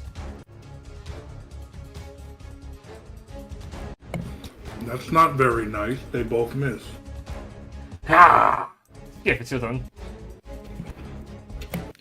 Sk'iff is still unnoticed, I presume. Yep, but this is your worst enemies. A bunch of useless enemies that you can one-shot normally, but if they gang up on you, they will kill you.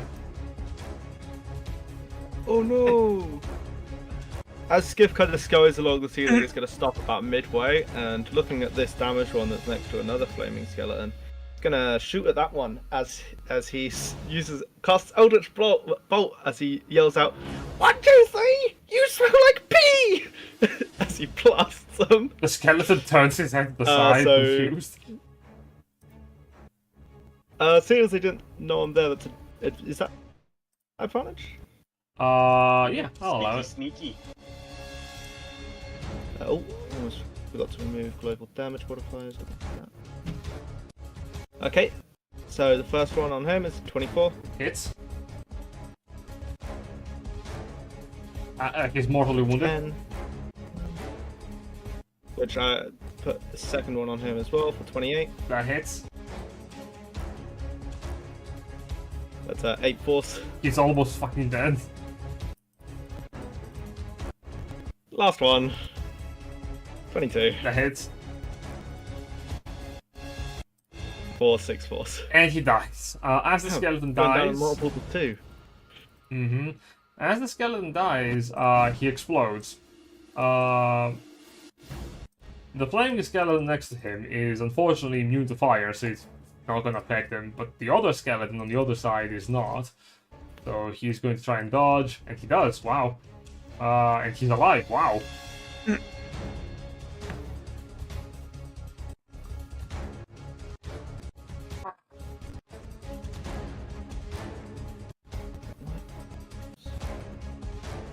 Back. Can bonus action. Okay, yeah. I'm gonna run around this pillar and I'm gonna use the hide action here as a bonus action. Okay, go for it.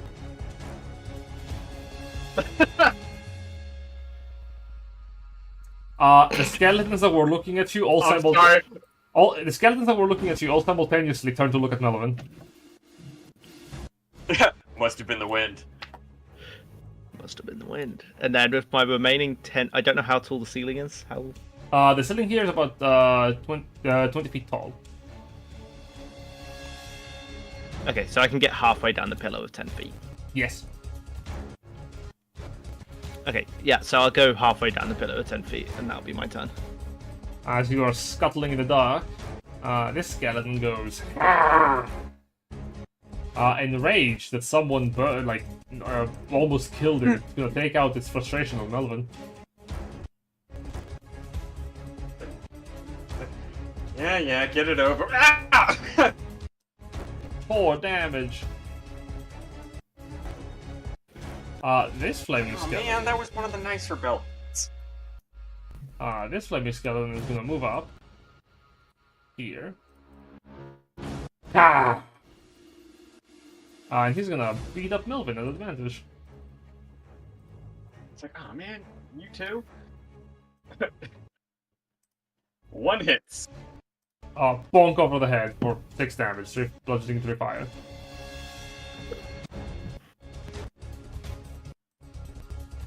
I will use my reaction. Do nothing. I'm out of those. Darkstar is going to fuck off as a bonus action. At the start of his turn, he's going to go reckless. But he's going to use a bonus action to disengage.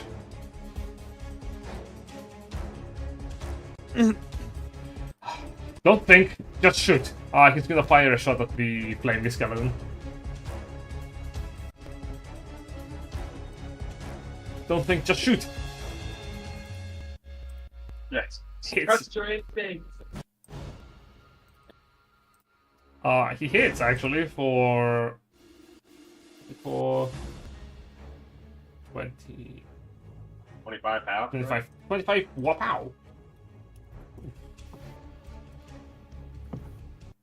That's him. Melvin, you're surrounded by skeletons. Okay, I'm gonna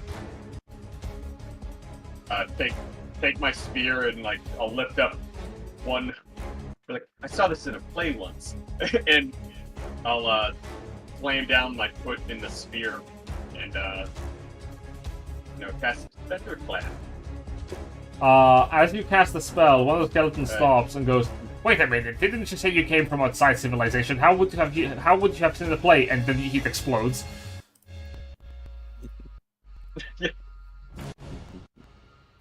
How many skeletons is Solum that? turns to the camera. It just starts tearing up. Turns out Melvin left home before meeting the party quite a while beforehand and may or may not have gotten sidetracked in many a different place on his way. So, all of the skeletons, as you cast Thunderclap, they clutter into piles of bones. Except for the flaming skeleton that takes no damage.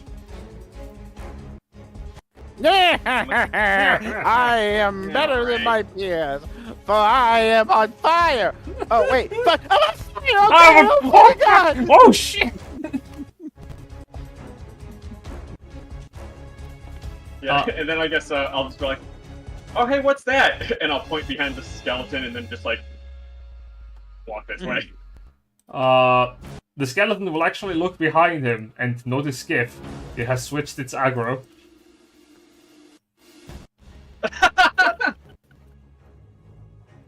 Even with my nat 20 stealth? Yeah, Melvin pointed in your direction. Betrayal. Oh.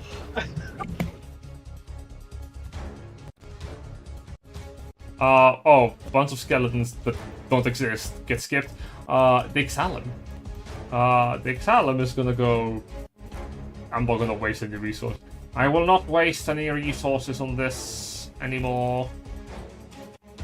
Wabam! 4 arcane bursts. Fucking die. I missed. How did I miss? One shot. Rigged, did I tell you? Good shit.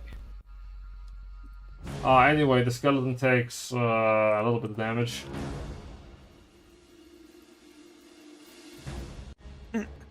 Yeah, 75 points of it. The flaming skeleton in the middle of the room explodes. Oh, but doesn't it blow up? It could hit Victor and Solum. Not close enough, actually, to get Victor nor Solum.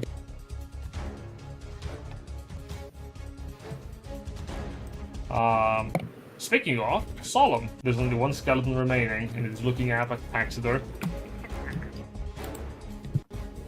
Dynamic entry! Damn. 13. You're surrounded. You punch him against the skull, and he sort of shifts to face you. Ha! That misses. Oh no, that also misses. There we go. That deals double damage, 20 points of bludgeoning.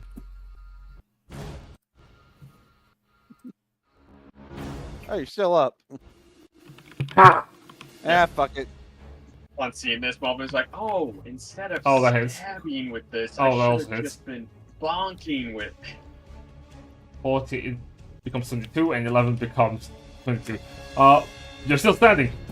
And he explodes. Give me that save.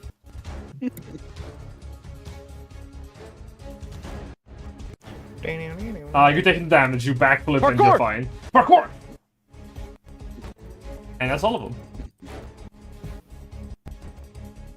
As the last of the skeletons becomes a clutter of bones,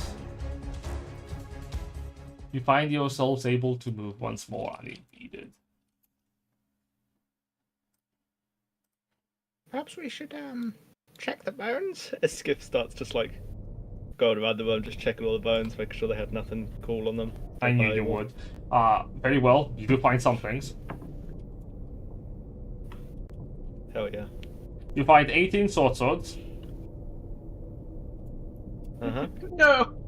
8 short bows, We're gonna go back with like 50 gun weapons again. 113 arrows,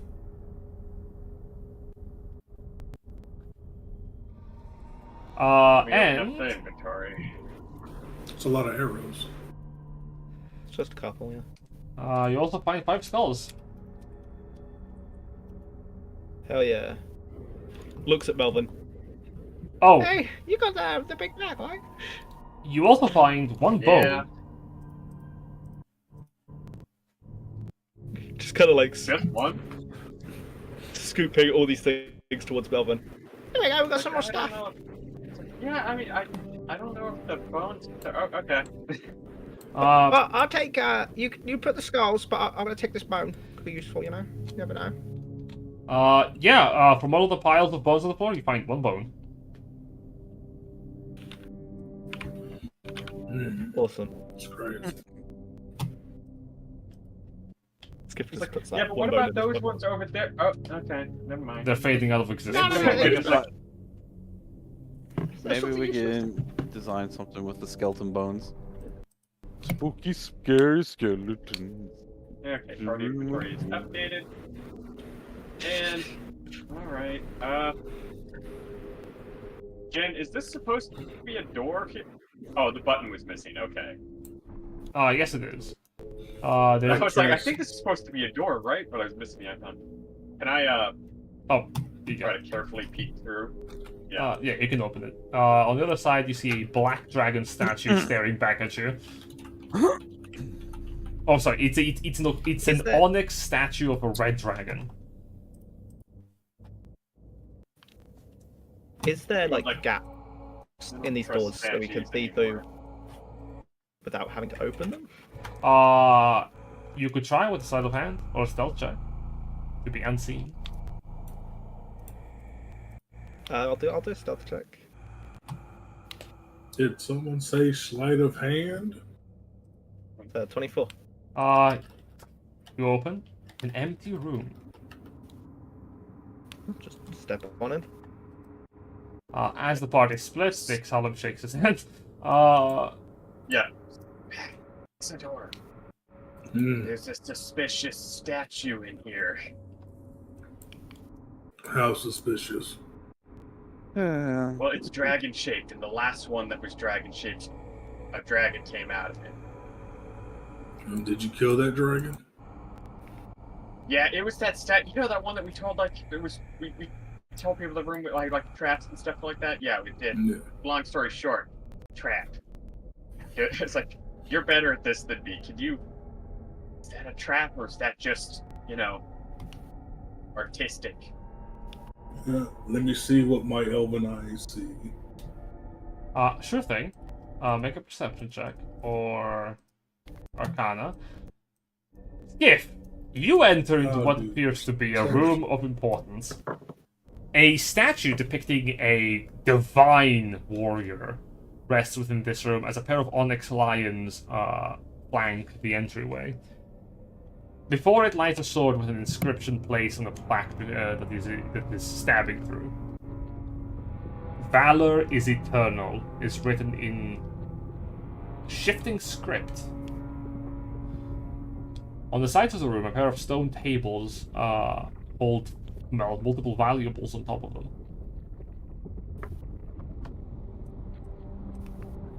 It's a good thing our most valorous party member entered that room alone. Does this room appear trapped at all before? Just, look over everything, make sure there's no traps before we start. Investigation Move check. Investigation. As you're looking to the sides, you will see more dialogue on the base of the statue. To serve valor is righteous action. Though the power is dead, its presence lingers on. Embrace it, and embrace its strength.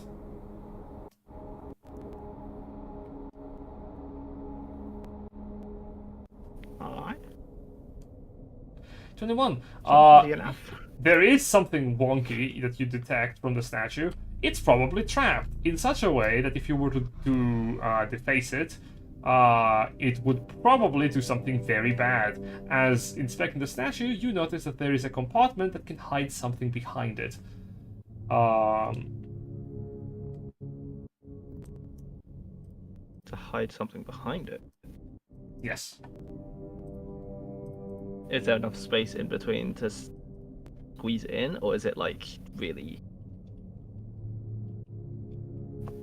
You can actually squeeze behind, no problem. To unlock the compartment on the back of the statue, you would need a crowbar and a successful sleight of hand check. Yeah, I don't have a crowbar. But yeah, just start looking at everything else in the room as well. The rest of the things don't seem to be marked. There's a scroll. There's actually 2 scrolls, 2 gemstones, 2 ruby gemstones, 1 gold nugget, a couple of loose coins, and some incense that is still burning.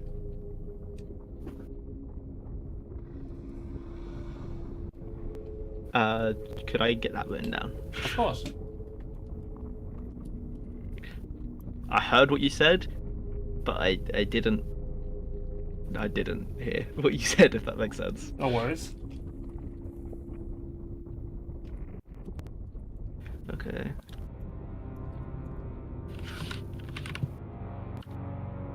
Paxidor, we got to you. Yes. Inspecting the statue of the dragon, that resembles a Charlatan by picture. Perfect. The visage of the ancient red dragon is perfectly captured before before the entity before you. As you're inspecting it, you hear a low rumble from the room to the south, a whirling noise, as if something is moving. Then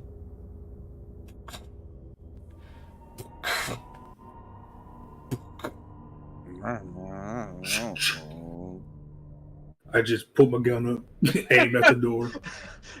Question: did that sound like a little familiar? Like maybe the sound that a Gavarian farmer might make when readying to chase someone off their property? you hear Probably. those sounds come closer.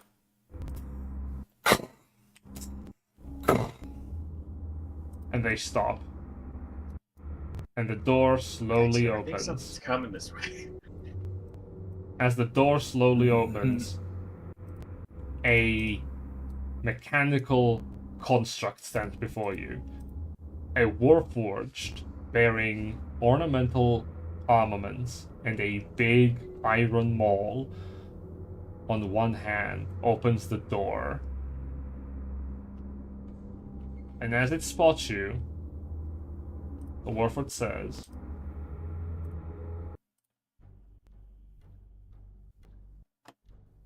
"Guests have entered the hall. Welcome, living creatures. Identify yourselves." My name's God, he's friendly. Paxidor. And I'm Melvin. Excellent. And I lean out behind the wall. Welcome. You will become dinner. And the Warforged, its eyes scan you over as a magical illumination washes over both of you. This servant of Protoss welcomes you to the throne room, adjacent chamber. Welcome, mortals. And as that happens, this is what we're gonna call the session today. Woohoo! Yahoo! As I feel like this is a good enough spot to call it. Oh shit! Yeah, it's pretty timely too, right around the hour mark. Yeah, that we are most comfortable with. And also need to go make dinner. So, next session, finding the orb necessary to get to the bloody tower, hopefully, after meeting with these quirky individuals. And Sk'iff maybe finding out what's behind the statue, maybe more loot, secret loot. But Just a question: if Sk'iff was to grab those items, would anything have happened, or is it fine just to put those in pocket? We'll find out next session, my friend. All right, cool. On Dragon Ball Z. Yeah, I feel like theft is not very valorous. What? What are you on?